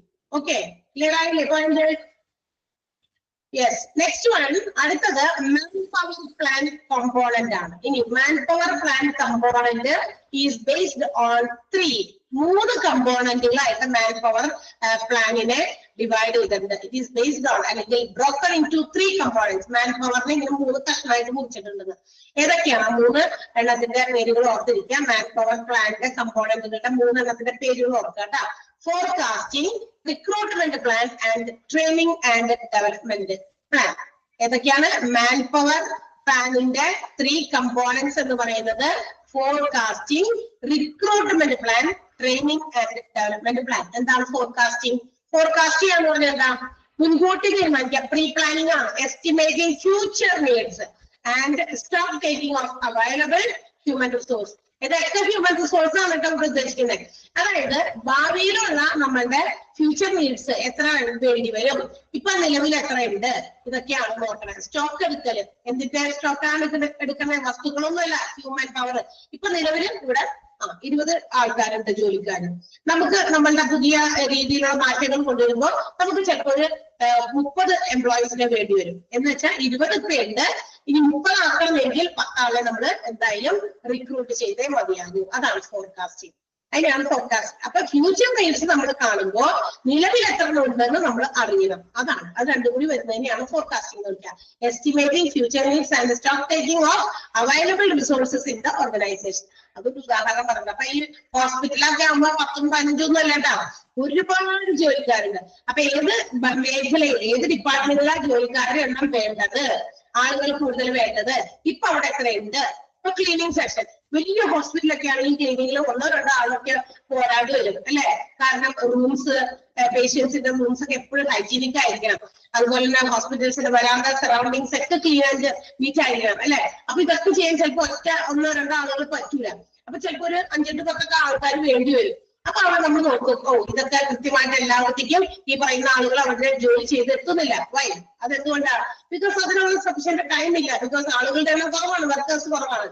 സോ നമ്മൾ നോക്കും, അപ്പൊ അവര് 6 പേരുള്ളൂ, ഒരു 4 പേരെ കൂടി എടുത്താൽ ചിലപ്പോൾ നമുക്ക് ഇതൊക്കെ നല്ല രീതിയിലാക്കാം. അപ്പൊ 4 പേരെ നമ്മൾ എന്ത് ചെയ്യണം, എടുക്കണം. അതാണ് സ്റ്റോക്ക് ടേക്കിങ്ങും അതുപോലെ തന്നെ എസ്റ്റിമേറ്റിംഗ് ഫ്യൂച്ചർ നീഡ്സും. അതൊക്കെ വരുമ്പോ ഫോർകാസ്റ്റിംഗ് എന്നാണ് വിളിക്കുക. നെക്സ്റ്റ് വൺ ഫോർകാസ്റ്റിംഗ് കഴിഞ്ഞു. ഫോർകാസ്റ്റിംഗ് കഴിഞ്ഞ് കഴിഞ്ഞാൽ എന്താണ്, തീരുമാനിച്ചു ഇനി എന്ത് ചെയ്യണം, റിക്രൂട്ട്മെന്റ് ചെയ്യണം. To meet up the gap between the internal resource and estimated need by external recruitment. അതായത് നിലവില് ഇന്റേണൽ ഇവിടെ അകത്ത് നമ്മുടെ ഓർഗനൈസേഷൻ അകത്ത് എത്ര റിസോഴ്സ് ഉണ്ട് അതും നമുക്ക് ഇനി നമ്മുടെ പുറത്തുനിന്ന് നമ്മൾ എത്ര പേരെ നമുക്ക് ഇങ്ങോട്ടേക്ക് കയറ്റണം, ആ തമ്മിലുള്ള ഗ്യാപ്പ്. അതായത് 20 പേരുണ്ട് 30 ആക്കണം, അപ്പൊ ഒരു 10 പേര് എന്ന് പറയുന്നത് ഒരു ഗ്യാപ്പാണ്. ആ ഗ്യാപ്പ് ഫില്ല് ചെയ്യുക എന്നുള്ളതാണ് റിക്രൂട്ട്മെന്റ്. ആ ഗ്യാപ്പിലേക്കാണ് പുതിയ റിക്രൂട്ട്മെന്റുകൾ വരേണ്ടത്. ക്ലിയർ അല്ലേ? അപ്പൊ അതിന്റെ എന്തെങ്കിലും ബുദ്ധിമുട്ടുണ്ടോ മനസ്സിലാക്കാൻ? അതായത് 10 പേര് നിലവിൽ ജോലിക്കുണ്ട്, ഒരു 30 ആക്കി മാറ്റണം, അല്ലെങ്കിൽ 20 എണ്ണം ആക്കി മാറ്റണം. 10 പേരിനുള്ളത് 20 ആക്കാൻ 10 പേരുടെ കുറവുണ്ട്. ആ 10 പേരെ പുതിയതായിട്ട് എന്ത് ചെയ്യണം, ആ കണക്ഷൻ അതാണ് സെന്റൻസിന്റെ എന്ത്, റിക്രൂട്ട് ചെയ്യണം, പുതിയ ആൾക്കാരെ നിയമിക്കണം. പുതിയ ആൾക്കാരെ നിയമിച്ചാലാണ് ആ ഒരു ഗ്യാപ്പ് നമുക്ക് ഫില്ല് ചെയ്യാൻ പറ്റുള്ളൂ. ക്ലിയർ ആയോ റിക്രൂട്ട്മെന്റ് പ്ലാൻ? മനസ്സിലാവാത്തവരുണ്ടെങ്കിൽ പറയണം. അടുത്തത് ട്രെയിനിങ് ആൻഡ് ഡെവലപ്മെന്റ് പ്ലാൻ ആണ്. ട്രെയിനിങ്. ഇനി to fully utilise human resource, ഈ ജോലിക്ക് പുതിയതായിട്ട് എടുത്തവരും നിലവിലുള്ളവരെയൊക്കെ പൂർണ്ണമായിട്ടും അവരെ ഉപയോഗപ്പെടുത്തണമെങ്കിൽ ഈ ഹ്യൂമൻ റിസോഴ്സുകളൊക്കെ ഉള്ള ജോലിക്കാരൊക്കെ പൂർണ്ണമായും നമുക്ക് ഉപയോഗപ്പെടുത്തണമെങ്കിൽ എന്ത് ചെയ്യണം, ഇടയ്ക്കിടയ്ക്ക് അവർക്ക് ആവശ്യമുള്ള ട്രെയിനിങ് കൊടുക്കണം. ഹ്യൂമൻ റിസോഴ്സിനെ to fully utilise the human resource of the organisation and to develop the potential resources. നിലവിലുള്ള ജോലിക്കാരുടെ അവരുടെ പൊട്ടൻഷ്യൽ, അവരുടെ ശക്തി, അവരുടെ എഫിഷ്യൻസി ഒക്കെ പുറത്തേക്ക് കൊണ്ടുവരണം. അതിന് വേണ്ടിയിട്ട് ഡെവലപ്മെന്റുകളും അതുപോലെ തന്നെ ട്രെയിനിങ്ങും ഒക്കെ കൊടുക്കണം. അതാണ് 3ാമത്തെ പോയിന്റ്. അപ്പൊ ഈ 3 കമ്പോണന്റ് ആയിട്ടാണ് മാൻ പവർ പ്ലാനിങ് കിടക്കണേ. ഒന്നാമത്തേത് ഫോർകാസ്റ്റിംഗ്, നേരത്തെ കൂട്ടി തീരുമാനിക്കുക എത്ര പേര് വേണം, ഇപ്പൊ എത്ര പേരുണ്ട്, അത് ഫോർകാസ്റ്റ് ചെയ്തു. അത് കഴിഞ്ഞിട്ട് ആ 2 ഗ്യാപ്പ് തമ്മിൽ അത് ഫില്ല് ചെയ്യുക, അത് റിക്രൂട്ട്മെന്റിലൂടെ. അതിനുശേഷം റിക്രൂട്ട് ചെയ്ത് കഴിഞ്ഞാൽ പിന്നെ അവസ്ഥയ്ക്ക് നോക്കണ്ടല്ലോ, അല്ല, ഇടയ്ക്കിടയ്ക്ക് അവർക്ക് ട്രെയിനിങ് ഡെവലപ്മെന്റ് കാര്യങ്ങൾ ഒക്കെ ചെയ്യണം. അതങ്ങനെ കണക്ട് ചെയ്ത് ഓർത്ത് കഴിഞ്ഞാൽ ക്ലിയർ ആകും. 3 കമ്പോണന്റ് ക്ലിയർ ആയോ? ക്ലിയർ ആണല്ലോ? പോകേണ്ട അടുത്തതിലേക്ക് നെക്സ്റ്റ് ഹെഡിങ് ആണ്.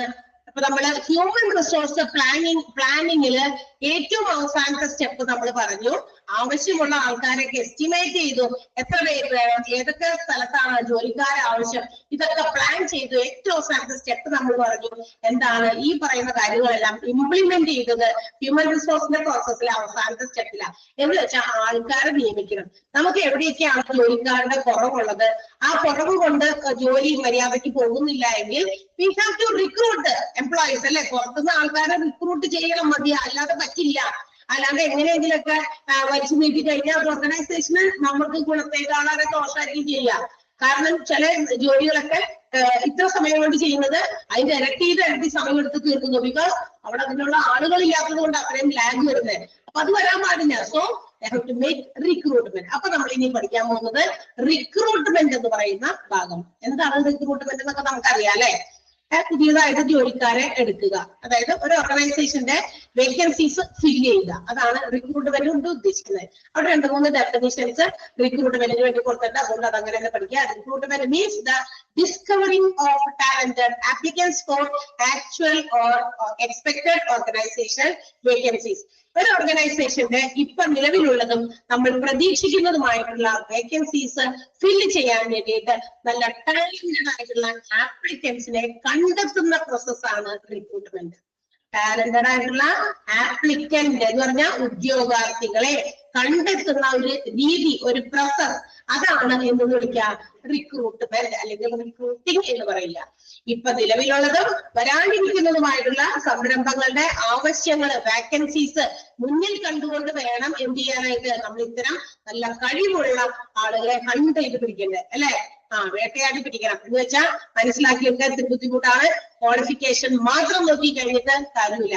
അവിടെ നമ്മുടെ ക്വാളിഫിക്കേഷൻസിന് മാത്രമല്ല പരിഗണന കൊടുക്കുന്നത്. നിനക്ക് ഇന്ന ക്വാളിഫിക്കേഷൻ ഉണ്ടോ, ഇന്ന ക്വാളിഫിക്കേഷൻ ഉണ്ടോ എന്ന് നോക്കിയിട്ടല്ല ജോലി കൊടുക്കുന്നത്. ഇന്നത്തെ കാലത്ത് അതിനു പുറം ഒരുപാട് ഫാക്ടേഴ്സ് നോക്കുന്നുണ്ട്. ജോലിക്ക് എടുക്കുമ്പോൾ ഒരു ഓർഗനൈസേഷനിൽ.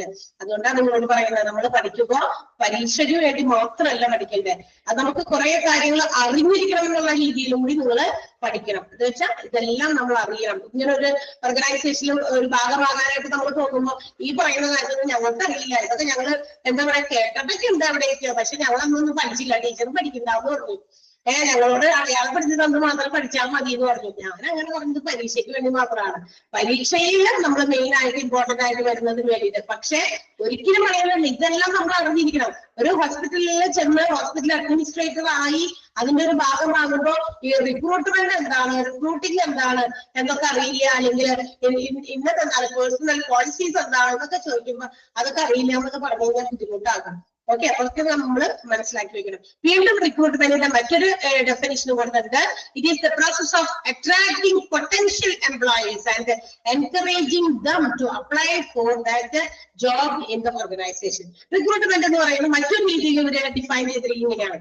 അതായത് വളരെ പൊട്ടൻഷ്യൽ ആയിട്ടുള്ള എംപ്ലോയീസിനെ അട്രാക്ട് ചെയ്യുക. അതായത് പുറത്തു നിന്ന് നോക്കുന്ന ഉദ്യോഗാർത്ഥികള് ആ ഒരു ബിസിനസ് ഓർഗനൈസേഷനെ കണ്ട് അതിലേക്ക് ഇങ്ങനെ ആകർഷിതരാകണം. എങ്ങനെ ആകർഷിതരാക്കാൻ പറ്റും?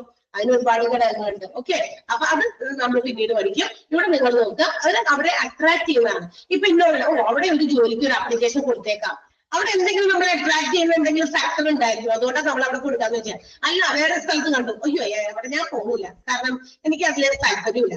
വൈ? എന്തുകൊണ്ട് നിങ്ങൾ അവിടെ അട്രാക്ട് ചെയ്യപ്പെട്ടില്ല?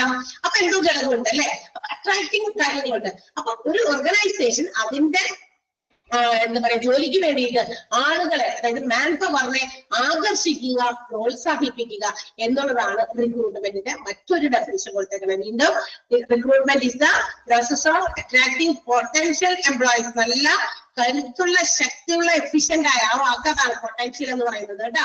അവരെ നമ്മുടെ ഓർഗനൈസേഷനിലേക്ക് ഒരു ആപ്ലിക്കേഷൻ തരാൻ വേണ്ടി പ്രേരിപ്പിക്കുക, അവരെ അട്രാക്ട് ചെയ്യുക, ആകർഷിക്കുക ഒക്കെ ചെയ്യുക. അതായത് ആ ജോലിക്ക് ഞാനും കൂടി ഒരു ആപ്ലിക്കേഷൻ കൊടുക്കട്ടെ, അപ്ലൈ ചെയ്യാനുള്ളത് എന്താ പറയാ, എന്തോ ഒരു സാധനം നമ്മളെ പിടിച്ച് വലിക്കുന്നു, ലീവ് കൊടുക്കുക, അവിടെ ഒരു ആപ്ലിക്കേഷൻ, അതൊരു നല്ല ഓർഗനൈസേഷൻ ആണ് എന്ന് നമ്മളെ കൊണ്ട് ആരോ നമ്മളെ ഉന്തി തള്ളി വിടുന്നത് പോലെ നമുക്കൊരു ഫീലിംഗ് ഉണ്ടാവണം. അത് ആണ് റിക്രൂട്ട്മെന്റ് എന്ന് പറയുന്ന പ്രോസസ് എന്നാണ് വീണ്ടും ഡെഫിനിഷൻ പറഞ്ഞത് കേട്ടോ. ആ ഡെഫിനിഷൻസ് എല്ലാം ഇമ്പോർട്ടന്റ് ആണ്. അത് അണ്ടർലൈൻ ചെയ്തേ, 1ഉം 2ഉം അണ്ടർലൈൻ ചെയ്യാം. ചെയ്തോ? ഒന്നാമത്തേത് recruitment means discovering talented applicants, അത് അടയാളപ്പെടുത്തുക. അടുത്തത് recruitment is the process of attracting potential employees, അതും അടയാളപ്പെടുത്തുക. മാർക്ക് ചെയ്തോ? ഓക്കെ, നെക്സ്റ്റ് വൺ വീണ്ടും പറയാണ്, recruitment is the most important function of personal administration. തൊഴിലാളികളെ, തൊഴിലിനെയൊക്കെ മാനേജ് ചെയ്യുമ്പോൾ ഏറ്റവും ഇമ്പോർട്ടന്റ് ആയിട്ടുള്ള ഒരു ഘടകം, ഒരു ഫംഗ്ഷൻ ആണ്, ഒരു പ്രവൃത്തി തന്നെയാണ് റിക്രൂട്ട്മെന്റ് എന്ന് പറയുന്നത്. കാരണം എന്താണ്? Because unless the right type of people is not hired ആണ്.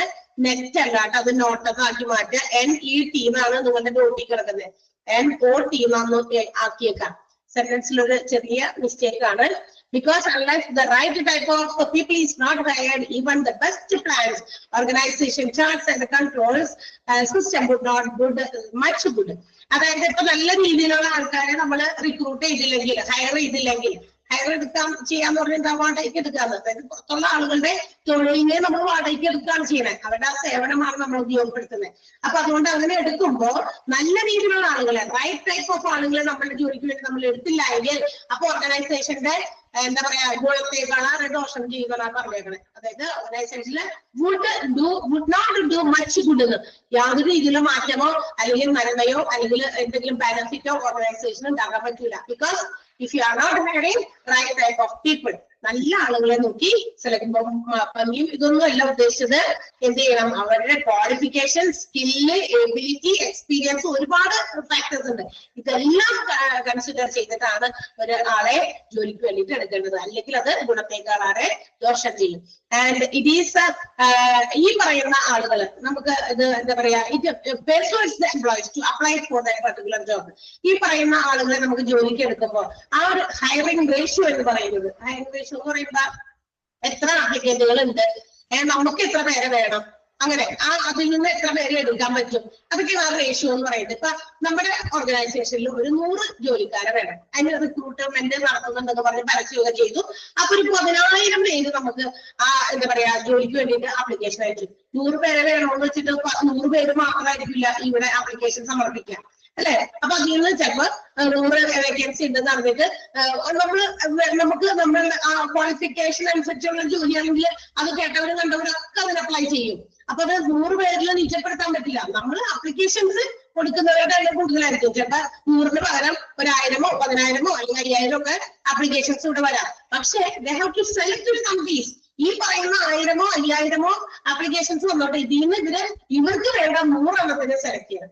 ആ റേഷ്യോ, ആ ഹയറിംഗ് റേഷ്യോ എന്ന് പറയുന്നത് ഇപ്പൊ 100 പേരെ വേണമെങ്കിൽ 1000 പേര് എന്ത് ചെയ്തു ആപ്ലിക്കേഷൻ വെച്ച് ഉപയോഗിക്കാം. അപ്പൊ 100:1000 അതാണ് ആ ഹയറിംഗ് റേഷ്യോ. മനസ്സിലായോ? 100 പേരെ വേണം നമുക്ക്, പക്ഷെ നമുക്ക് ഇവിടെ 1000 ആപ്ലിക്കേഷൻസ് കിട്ടി. 1000 പേർക്ക് ജോലി കൊടുക്കാൻ നമുക്ക് പറ്റുമോ?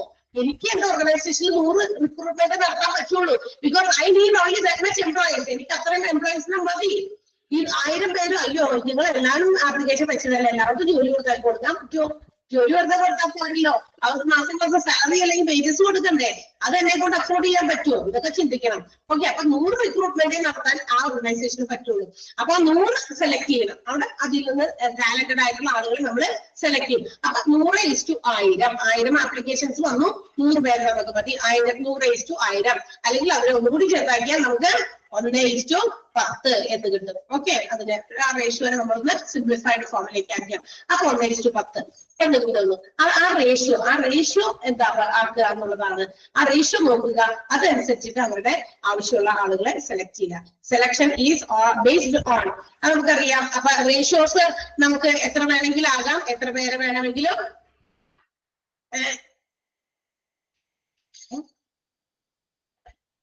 ഓക്കെ, അപ്പൊ ഈ പറയുന്ന കാര്യങ്ങൾ, അതായത് നമ്മുടെ ഹയറിംഗ് റിക്രൂട്ട്മെന്റ് ഒക്കെ നടക്കുന്നത് സെലക്ഷൻ ബേസിസിൽ തന്നെയാണ്. ആ സെലക്ഷൻ എടുക്കുന്ന സമയത്ത് we can see that a good number of applicants will be rejected while they are hiring only the best from that total applicants. അതായത് ഇങ്ങനെ ഹയർ ചെയ്യുന്ന സമയത്ത് നമ്മൾ നേരത്തെ പറഞ്ഞു 100 പേരെ മതി, 1000 ആപ്ലിക്കേഷൻസ് വന്നു. അപ്പൊ 100 പേരെ എടുത്ത് ബാക്കി 900 അവിടുന്ന് റിജക്റ്റഡ് ആകുന്നു. That means A good amount of applicants ആണ് അവിടെ റിജക്ട് ചെയ്തു പോകുന്നത്.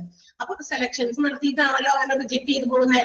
1000 എണ്ണത്തില് 100 എണ്ണം നമുക്ക് മതി നമ്മുടെ എംപ്ലോയീസിന്, പക്ഷെ അവിടെ 900 എണ്ണവും നമുക്ക് അതിൽ നിന്ന് റിജക്ട് ചെയ്യേണ്ടി വന്നു. Because we are selecting the best from the total applicants. ആ മൊത്തത്തിലുള്ള ആപ്ലിക്കൻസിൽ നിന്ന് നമ്മൾ അതിൽ നിന്ന് നല്ലതിന് മാത്രം നമ്മുടെ ഓർഗനൈസേഷന്റെ ജോബിന്റെ ആവശ്യകത നിറവേറ്റുന്ന ആൾക്കാരെ നമ്മൾ എന്ത് ചെയ്യുന്നു, സെലക്ട് ചെയ്യുന്നു എന്നുള്ളതാണ്.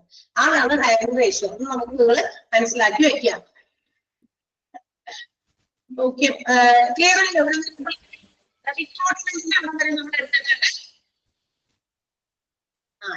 ആയിരം ആയിക്കോട്ടെ, 10,000 ആയിക്കോട്ടെ, ഞാനൊരു എക്സാമ്പിൾ പറഞ്ഞു എന്ന് മാത്രമേ ഉള്ളൂ. അപ്പൊ 100 ആൾക്കാരെ ജോലിക്ക് എടുക്കണം. 1000 ആപ്ലിക്കേഷൻ വന്നു എന്ന് വിചാരിക്കുക. അപ്പൊ 100:1000, 100 പേരെ നമുക്ക് മതി, 1000 പേര് ആപ്ലിക്കേഷൻസ് തന്നു. ഓക്കെ,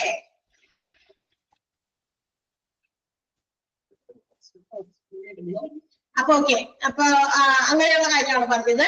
അപ്പൊ അതിൽ നിന്ന് നമ്മൾ 100 പേരെ സെലക്ട് ചെയ്യുന്നു, ബാക്കി 900 എന്ത് ചെയ്യുന്നു, റിജക്ട് ചെയ്ത് പോകുന്നു. അപ്പൊ ആ റേഷ്യോ പറഞ്ഞതാ 100:1000. സർട്ടിഫിക്കറ്റിന്റെ അതിനുള്ള പറഞ്ഞു. ഓക്കെ, സോറി, ഞാൻ വിചാരിച്ചേ ഞാൻ പറഞ്ഞ എക്സാമ്പിളിനകത്ത് ഇതാണ് ചെയ്തേക്കണേ. ഓക്കെ, എന്താണ് എന്ത് പറ്റി? ആരാ? ഫാത്തിമയാണോ? ഫാത്തിമയ്ക്ക് എന്താ സംശയം? What happens? ഇവിടെ റിക്രൂട്ട്മെന്റ് റിക്രൂട്ട്മെന്റിന്റെ എല്ലാ ഡെഫിനിഷൻസും അടയാളപ്പെടുത്തിയിട്ടുണ്ടാവണം. അത് നന്നായി പഠിക്കാനുള്ള ഏത് രീതിയിലും ചോദിച്ചു കണ്ടിട്ടുണ്ട്. What happens? ഈ എക്സാംസിന്റെ കാര്യങ്ങള്, സർട്ടിഫിക്കേഷൻ സംബന്ധമായ കാര്യങ്ങളൊക്കെ സാർ നിങ്ങൾക്ക് ഒരു വീഡിയോ സെൻഡ് ചെയ്തിട്ടുണ്ടായിരുന്നല്ലോ, അതിലെല്ലാം പറഞ്ഞിട്ടുണ്ടല്ലോ. പിന്നെന്താ വീണ്ടും സംശയങ്ങൾ വരാൻ കാരണം? എന്താ വെച്ചി പേപ്പർ